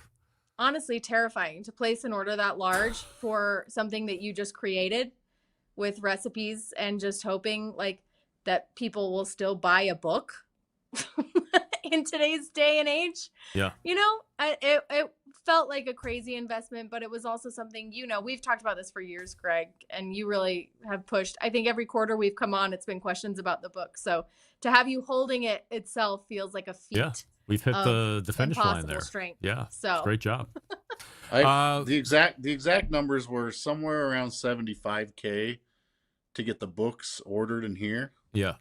And including the little box that we put them in, like some extras, Oh, right? yeah. And then easily well over 25 grand in photography costs and food costs. And Oh, right. Paying a lady for a layout and to help us get it in the layout. That was $5,000 to $7,000. Shipping and tariffs. We should have paid some people to help us that read it and edited it, but they wouldn't let us pay them. Oh, those are the worst people. Wow. Well, I mean, it's here and it's available for sale. So you've done it. It's a legacy piece, obviously, for the kids too, and the grandkids and the great grandkids, whoever. I mean, everybody's going to know who Susie was, 50, 60, 70 years down the road. Have you been approached by real publishers now since the release of the first book to be like, hey, like, let's go for a second book. We can make this easier for you, blah, blah, blah, or no? I mean, we were approached before we even published the first book, and we interviewed so many literary agents and so many publishers, and that's actually what pushed us to self-publish. One of the biggest publishers in the United States reached out and said, hey, let's do a book. I sent them my proposal, and my brand has always been talking to the beginner, the backyard barbecue cook, the home cook. And they said, I just don't think we can sell a book like that. I don't think there's enough of an audience. We want the, we want the story. We want the complicated. We want the regional. We want the hyper specific, because that's what's going to sell. And I said, well, I just don't care, because that's not who I talk to. And that's not who my audience is. And so I didn't want that oversight in a way, of a publisher saying who I could talk to and who my book was for and who they could sell it to. So that's why we ended up self-publishing. It was a little bit of like friction between, I didn't want that on my, like, hanging over my head of telling me what kind of book I had to write and who I was writing it for. I knew my audience, and I know who I'm writing the book for, and I know why I'm writing the book. So I just leaned into the draft that I'd put together, and that's what we built Backyard Barbecue Hero on. But since then, no outreach from. No. Seems wildly short-sighted up front that the bigger consuming public is the one that always wants to know the basics, how to do the beginning stuff better, and that book would be tailor-made to a much broader audience versus something hyper-specific or just Texas-based or something unique. Maybe 20 years ago, yes, but now less and less people are buying books, and the people that are buying books are usually buying it for hyper-specific reasons. People that are just seeking general knowledge will probably turn to the internet, which is fine, but I just feel like with AI growing and everything being so readily available and oftentimes like wrong, like having like a tangible book that you can hold that's been tested and referenced, I think that's important. We're getting kicked out. No, the book is cool. We love the book. That was your playoff music. Yeah, no. We're getting hauled off. This is the award stage. Yes. So you have your Emmy. It's called Backyard Barbecue Hero. Go to heygrillhey.com. That's right. Can you get it on Amazon and like all the other traditional booksellers too? Then on Amazon. Right. So we're restocking. We have more going in. Hopefully we'll be restocked any day now. But yeah, we keep selling out. We keep sending more, and we keep selling out. So Good. Hopefully more on Amazon soon, but definitely on our website. Also, if you live near a Shields, there's only like 35 of them in the nation, but they're all carrying the book as well. Shields has the book. Great. And you did you do Barbecue University up there a couple of weeks ago or whatever that was? Yeah, Todd was up there. Yeah. Oh, Todd. Yeah. Did you see Doug? Todd got to be our pit master. See our pal Doug Scheiding from Road Cookers? Oh, yeah. Road Cookers. Yeah. We waved at each other at Memphis in May across the tent. Yes. He's very busy. Yes. He's on the Home Depot stage. All right. We're talking with Susie and Todd Bulloch here. They were recounting Memphis in May this past weekend. We also talked about the book, which you should be buying copies of now for this holiday season, because who knows if there'll be any left by the holiday season, and you don't want anybody to be mad at you. So, Susie and Todd, always appreciate the time, and I guess we'll see you in August. Yeah. Thanks, Greg. All right. There they are, Susie and Todd Bulloch, having a great run of it right now. So the book is out. It's hot.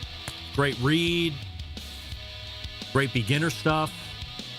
So if you have somebody that's just kind of getting into it right now, this is a highly recommended book. Go over to heygrillhey.com and order. Can't get it on Amazon right now, but they're trying to refill at this point. So if you only buy through Amazon, keep checking back. But otherwise, heygrillhey.com is the place to go. We're going to close the show tonight as the Cavs are puking back what is almost a 20-point lead to the Knicks in the closing minutes of the game. I can barely stand it, but I'm remaining very professional. We're going to close the show with Toney Smith coming up here in just a minute. We're going to talk about the PoulTree. So stick around. We'll be right back. You're listening to the Barbecue Central Show.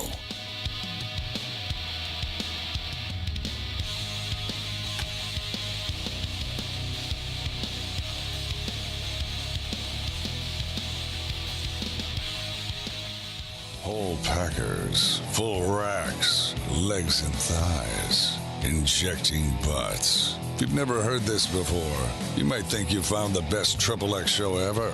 Let's get back to the most homoerotic host out there today, Greg Rempe. And we thank Susie and Todd Bulloch for joining us last segment. HeyGrillHey.com is the place to go to get the book and the recipes and the products and all that great stuff. This happened. Good night. Folks, we love chicken, we love poultry in general, and we love simple ways to make it great. What's the simplest way? Maybe I have the answer for you as we close out the show here this evening. And we welcome first-time guest and the creator of the PoulTree, Toney Smith, joins us here on the show. Hey, Toney. Hey, thanks for having me. Yeah, happy to have you here on the show. Before we get going, talking about PoulTree, we have a Would You Rather YouTube poll question of the week that we're asking everybody, including all guests. Toney, would you rather have creamy or chunky peanut butter? This is pretty easy for me, and I'm going to disagree with you as the host. I know that you have chosen chunky, or what was the other word that the previous guest? Yeah. I like to keep in my truck just for emergencies the squeeze pouch of Jif creamy peanut butter as a way to ensure that I don't have hunger pains as I'm cruising around. Yeah. It's a very good peanut butter source. I keep it in my gear bag for when I go fishing. It's the creamy. You can't really squeeze the chunky out of those squeeze packs. So it's creamy for that, but that's also what my mom used when she made the best peanut butter cookies I ever had. Sure.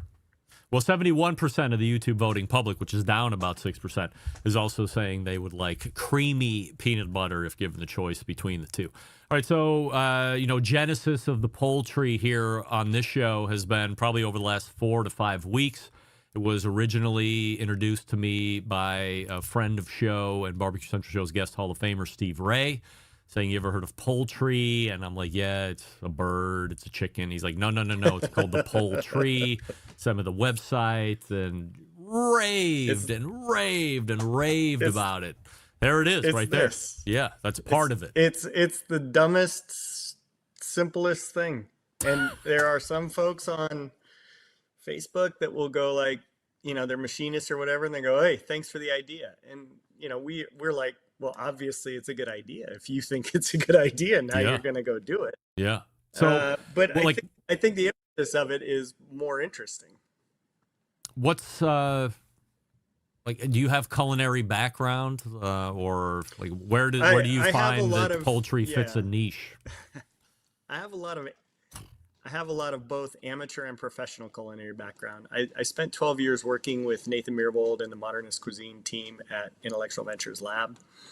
And I was exposed to a lot of scientific information around cooking, including live fire and pellet smoking and grilling and you name it. And there was a couple tenets that I took away from that, which one, you have to know your temperature, because Nathan and the whole modernist molecular gastronomy movement started with the sous vide approach to cooking something. So you have this really precise temperature control. And, let's say you do short ribs for 72 hours and cook them at 150 degrees or, whatever I think 60C is the recommended, 50 or 60C, something like that. And, you know, you do it for 3 days and they're the most ridiculous short ribs you've ever had. They're so good. You said 3 days. 3 days, 3 days. It's like one of the things I would do for Christmas. Wow. Yeah. That would be I'd start it on a week beforehand and I'd get them going. And then, you know, when it was all done, I'd take all the juices out of the sous vide bags and I'd reduce it down and make a pan sauce for the short ribs. Sure. But that was because modernist cuisine looked at the science of how to make food and why things worked, not just because so-and-so said to do it this way or so-and-so said to do it this way.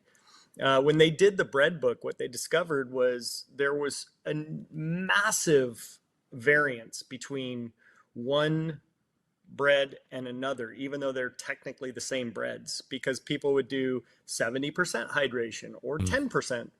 So there was so much variance. There was no standardization. And so they applied a real scientific method to the cooking. And the thing that I took from that was temperature is the most important component.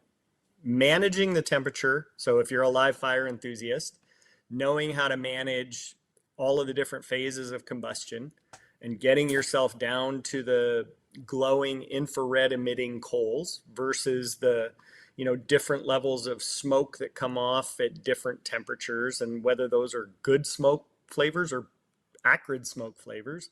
Like all of that is the result of temperature, and that's super important. The grill that I use at home most often, I have a few different grills. I love the Green Egg and I have a Weber kettle grill, but the grill I use most often is a Lynx 3-burner Trident all sear. So it is entirely infrared heat, which is effectively what happens when you reduce any live fire down to its glowing embers. Then you're no longer dealing with the smoke flavor. You're dealing with infrared heat as its source. And that is a really important thing, I think, for people to understand when it comes to cooking. The heat source, how you're going to transfer that energy into the food you're going to eat is really super important.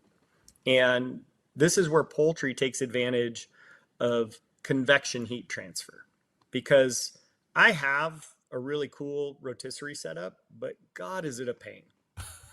I don't know if you've done rotisserie setups in the past. I don't do it specifically because of that. It's spatchcocked, and that's it. Yeah, it's messy, and not just for chicken. So Steve Ray, your guy that you had on the show, he did a pork loin on our PoulTree rod, and he did a prime rib on the PoulTree rod, and he texted me both photos and videos after he did it.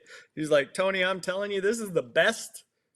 And what it does, he's jamming a prime rib through the. He drilled he actually had a drill bit, and he drilled a hole through the prime rib.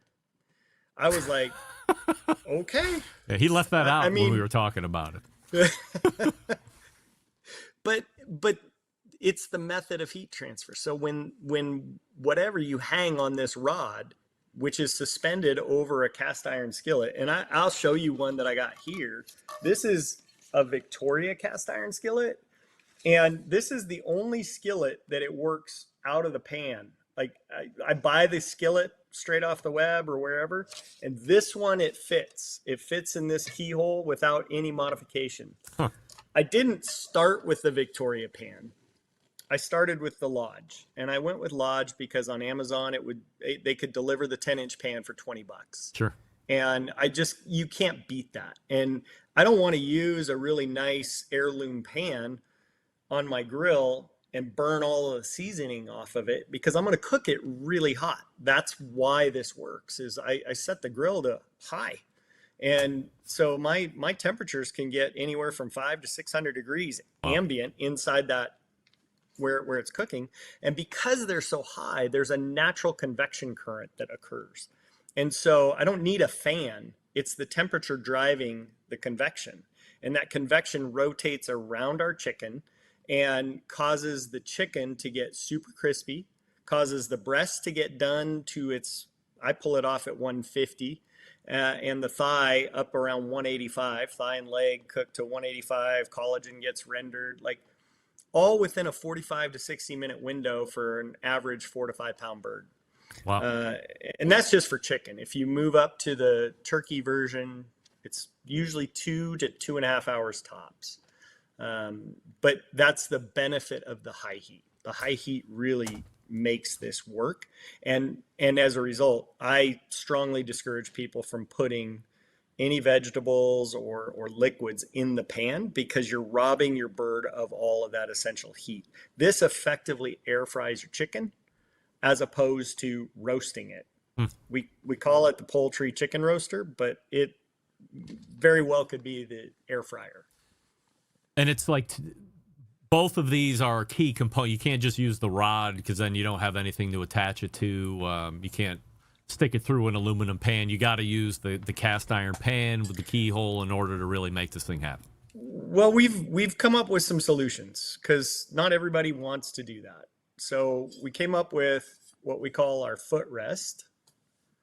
The footrest is a standalone stainless. You can see I've used it. It's a stainless steel device, and it's got a couple holes in it, and those holes sit like so. And the way it's designed, the weight sort of cantilevers on there, and your chicken just is supported. You could do this on a baking sheet. You could fit it into a large pan. You could do it on the griddle pan. The Lodge griddle pan works for this really well. And then just put an aluminum pan underneath it so that you don't have to deal with the mess. That's a good way to do it. So the cast iron gives you a bunch of radiant heat. And so that radiant heat radiates up into the breast and helps crisp the skin up and make it super delicious.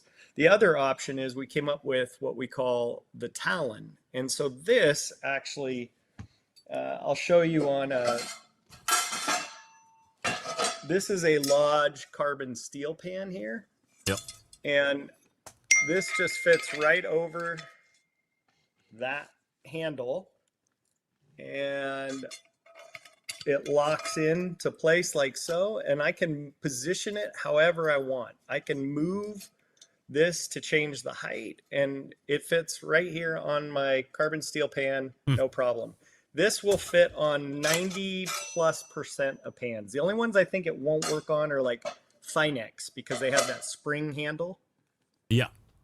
If you know what I mean. Yep. But I wouldn't want to use a $150 pan to cook this. Yep. I'd rather spend the $20 on, Amazon and get a nice Lodge pan or a Victoria pan and make that work. But that's kind of the, when we started this, we did it because we were like, hey, I had my wife and I were in Nice, France, 20 plus years ago, and we had the best chicken we ever had, which they served us in a paper bag. Like they handed it to us in a paper bag, and we went off, we had no utensils. And it was a half chicken, and it had been roasted in like a 500-degree oven. It was incredible. It was seasoned to perfection. It had crispy skin. It was juicy. And it was sort of my aha, like, hey, chicken has to be cooked in a really hot environment to make it really good.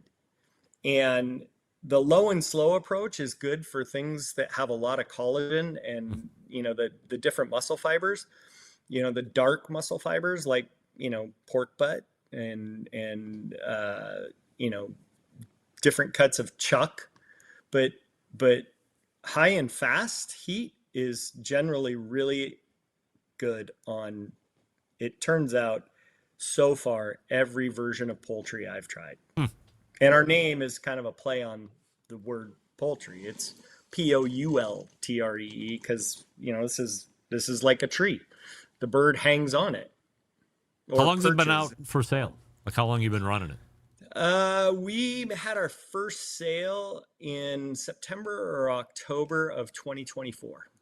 And it was just sort of testing the waters. We had made 50 prototypes just to see what would happen. And they sold incredibly well. And then we were like, well, we gotta do something here.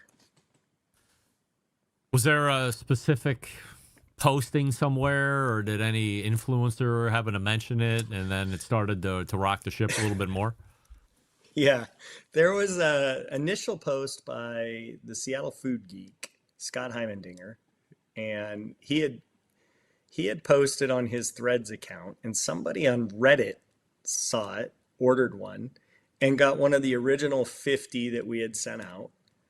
And maybe 2 weeks later, it was like a Saturday. I remember because I was driving back from my son's soccer game, and I was listening to the Huskies play Oregon in a football game, and my phone just kept going ding, ding, ding, ding, and we just kept getting these orders in, and I had no idea where they were coming from.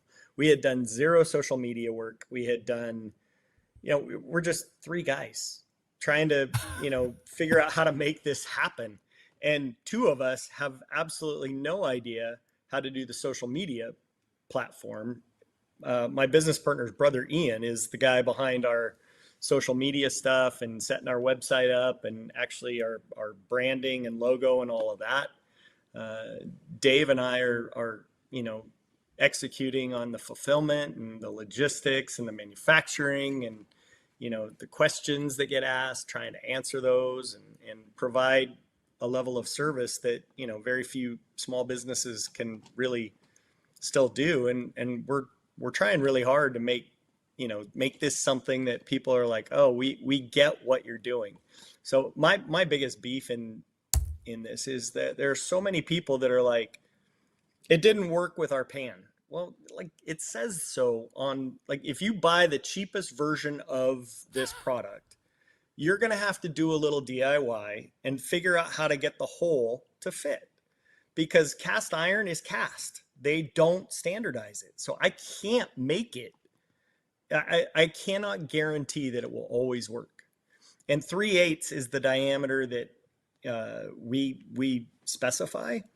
But like not everything is done that way. The Victoria pan actually is slightly larger. And if you go to their 12-inch pan, their keyhole is too big and causes the rod won't lock in. So there is a Goldilocks sort of just right approach.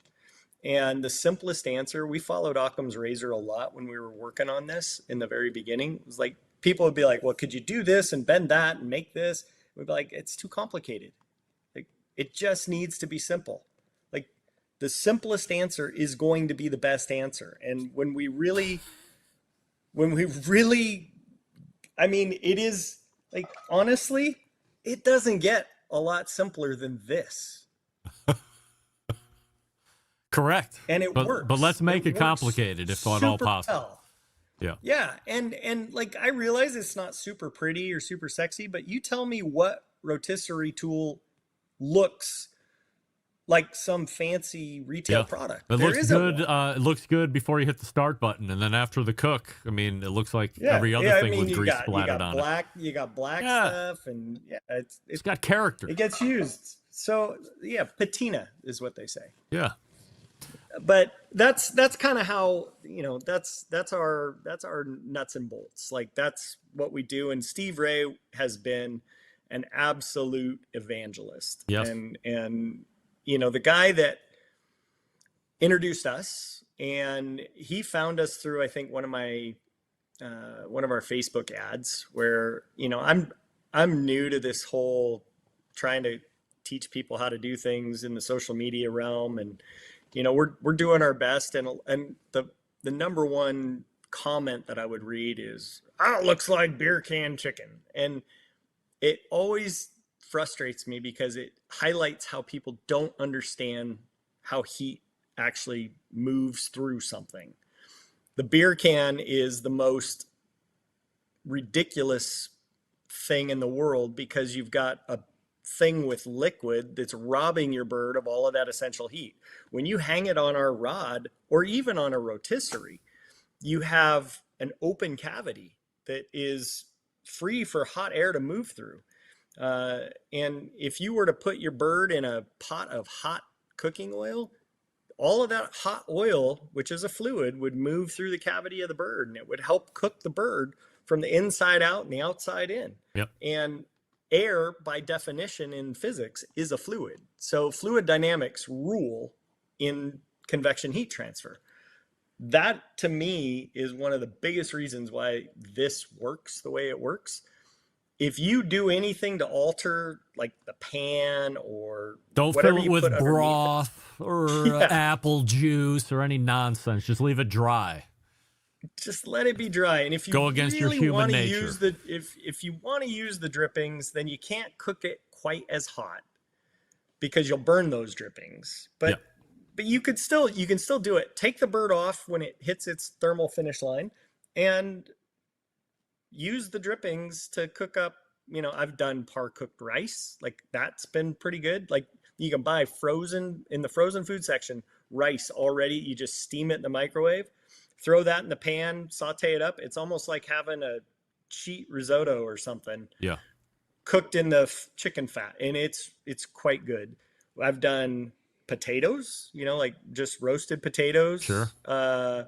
We've done I par cooked a medley of vegetables like squash and potatoes and some other stuff, and then as it's par cooked, after I take the chicken off, sauteed it up in the pan.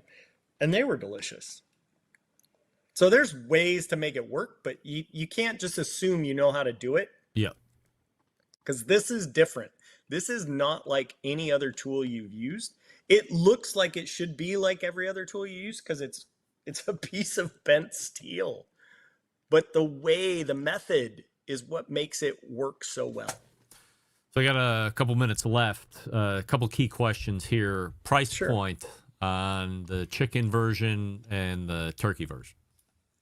So the PoulTree perch we have available on our website at POULTREE.store for $29.99, and that's the same price on Amazon. I think there are times throughout the year that we run various discount code specials for like Father's Day or whatever. I'm not that's outside of my pay grade. I'm not sure how all of that works. And then the version that includes the stainless steel talon, which will work on virtually every pan, is $39.99, I believe. And then the turkey version is like $45 or $46 for just the rod. And all of these are scaled accordingly to the cost of the steel and the manufacturing process. We make the rods in the United States, and we have a couple manufacturers we've been working with that have been outstanding. And I think a lot of people have gotten used to the next day delivery of the ridiculously cheap product that was produced in insane quantities overseas by, who knows what the labor pool was. And that's just not reality. Like, that's not how here in America business really gets done from a manufacturing standpoint. And I still think we have a very fair price. Like our initial price for the PoulTree rod actually is, I think it's $25. That includes a $5 T-handle reamer that you can use probably half or one time to try and clean out a hole and make it fit. And the rod itself, I think, the true retail price of the PoulTree rod is between $20 and $25. It's like some people on Reddit would say, you priced it at just the point that I don't want to try and make it myself. Because anything more expensive, they're going to go ahead and try and build it themselves. Well, yeah, I mean, sure. You can't just buy a 17-inch piece of stainless 3/8 rod. You got to buy like a 8-foot piece, and then you got to cut it, and then you got to bend it, and you got to bend it to the right angles. And if any one of the angles is off, the whole thing doesn't work. Like, we've already done all this research. Just trust us. We know how to do it. Through Amazon or our store, you can buy it pretty easily. What's the long-term vision for PoulTree? What do you see it in 3 years? Oh boy. licensing? Do you hope Weber comes You know, and buys you out for $8 million or what? Yeah, we've had. You'll get 10% if that's the number. Hey, is that how you work? Your words. I think the 3 to 5 year vision right now is to get it to be a sustainable business that can generate cash flow to support itself, and ideally cover my costs, because I'm doing this right now. Just this is my job, and I'm not getting paid for it. That's your right? That's your full-time job. This is it. Is This the is what I'm PoulTree? doing. Yeah. Wow. And like that comes with some caveats. Like some days I like what I'm doing is filling orders, because not every order is fulfilled by Amazon or TikTok or whoever. We have certain, like if you order a pan, I have to go drill the pan out. Like we just ordered 6 more of the 12-inch pans from Amazon because we ran out for the gobbler version. So there are things that we're doing, and once or twice a week I try and do some videos that seem to be useful, helpful, or necessary to meet the demands for our TikTok or Facebook or Instagram posts. Yeah. And probably a lot of it is using the reaming tool, right? Like, hey, dummy, you're not reading the directions. Watch this video instead. Yeah, I realized this week I gotta do some more, like, here's how I do it, and that should be released every week. You should release it every week. It turns out I need to do a couple more on different pans and different shapes, different sizes. But I really appreciate you taking the time to talk to us about this, and I enjoyed your previous guests. I thought it was quite interesting to hear, I made it to the previous 2, so the mole conversation and Susie and Todd, the new cookbook, publishing book. Know a little bit about that from my time with Modernist Cuisine. The whole self-publishing thing is it's an interesting way to go, and she was right. You get a lot better control over its distribution. I thought it was great. So good job on the content tonight. All right. Well, I appreciate that. Thank you. So if you are looking for a new and great way to cook poultry, chickens, and turkeys and all that, and perhaps a rib roast, as we've just found out, Steve Ray is jammed onto that thing and is cooked for perfection with a drill, of course. Then head on over to Toney's website, thepoultree.store, and grab one for yourself, grab one for a neighbor, and watch them sing your praises. Toney, again, appreciate the time tonight, and continued success. Hey, I appreciate it. Thanks so much, and hope to talk to you again. You got it. Toney Smith right there. PoulTree.store, PoulTree store. .store. PoulTree.store. And before we close it up, is it over? Oh, they lost by 11! How are you up by 20 and lose by 11? I mean, God, you guys suck. I didn't even watch the game, but I was watching them puke it away. I said it, didn't I say it? They're almost up by 20, but plenty of time to puke it away. And guess what? They puked it away. Got the double buzzer on that one. Fucking Cavs. Are you ready for a cigar experience built on history and passion? Let me tell you about McAuliffe Cigars, a partnership forged between Texas passion and a Cuban cigar-making dynasty whose heritage spans back to the 1930s. Whether you seek the nuanced elegance of the Migdalia or the complex power of the Leanda, McAuliffe offers a symphony of flavor for every palate. And don't forget about their ever-expanding color series, an unmatched smoking experience coupled with an unmatched value. The white is actually on its way to me. There's also something called the number 2, which is on its way to me. I also have Herencia Habano coming. I'm very excited. Each cigar handcrafted in Esteli, Nicaragua by the legendary Gomez Sanchez family. McAuliffe delivers tradition, quality in every draw. Taste the tradition. Visit McAulleffCigars.com to find a retailer nearest you. McAuliffe spelled MICALLEF cigars.com. That's McAulleffCigars.com, and we're back to wrap the show right after this. Stick around. Be right back. You're listening to the Barbecue Central Show.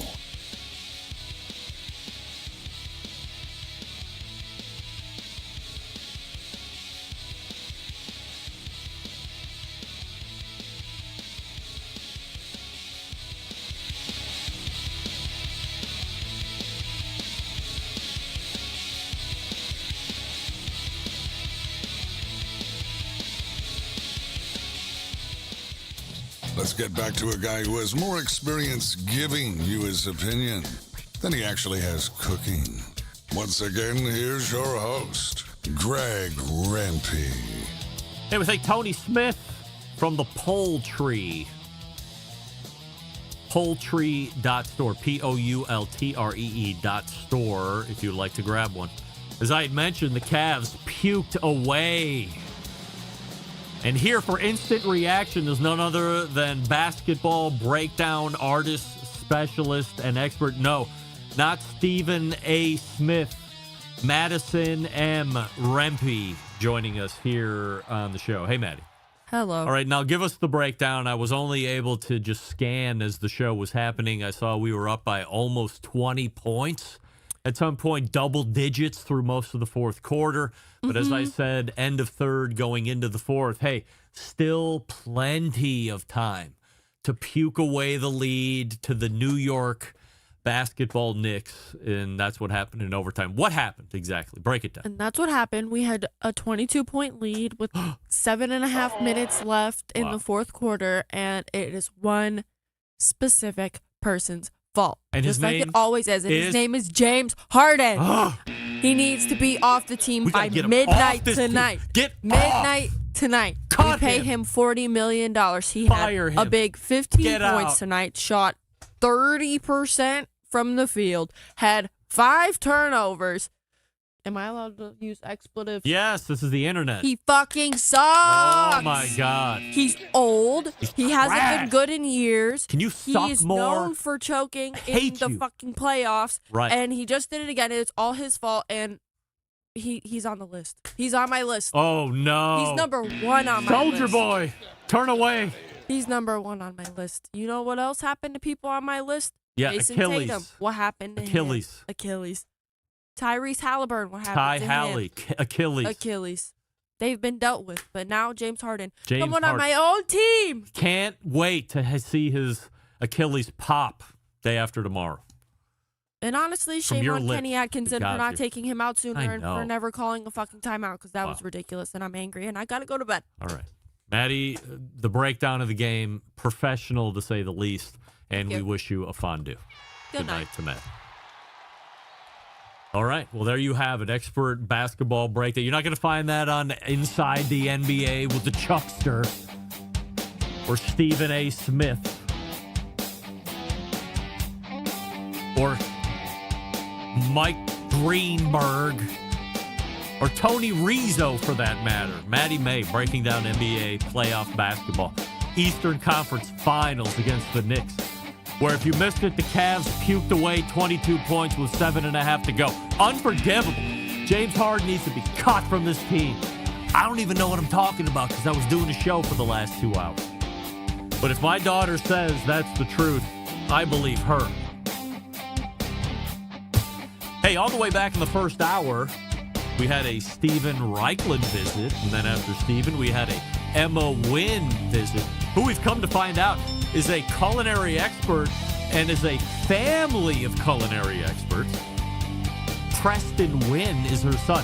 He won the final table at the World Food Championships a month ago or whenever it was. Remember that guy? He's the guy that Mike McLeod was talking about. First 2-time winner at World Food Championship. Preston Nguyen. He might be on the show in a couple weeks. Be on the lookout. Second hour, Susie and Todd. Bulloch, of course. Backyard barbecue hero is out. Go get it. Susie Bulloch right there. Closing it out with Tony Smith of the PoulTree. POULTREE.store. Store. Get yours. Oh, man. I am not looking forward to the texts from Jason Kaplan. Hello? No, I don't want it. Hello? No, I'm not picking up the phone. Hello? I will not answer it. I know he's being nice. If it were me, I'd be on the blower immediately. Your dicks suck. Jason, a true gentleman. Hello? Hello? I'm not here. I'm never answering any questions about it. Please don't. All right, big show planned for you next week. 2 segments, Just Trials, Embedded Correspondence. How Do I Always Leave You? September 11th, 2001. I will never forget. And until next Tuesday at 9 p.m. Eastern, this is your program host and proud U.S. American Greg Rempe saying, Shalom! Shalom!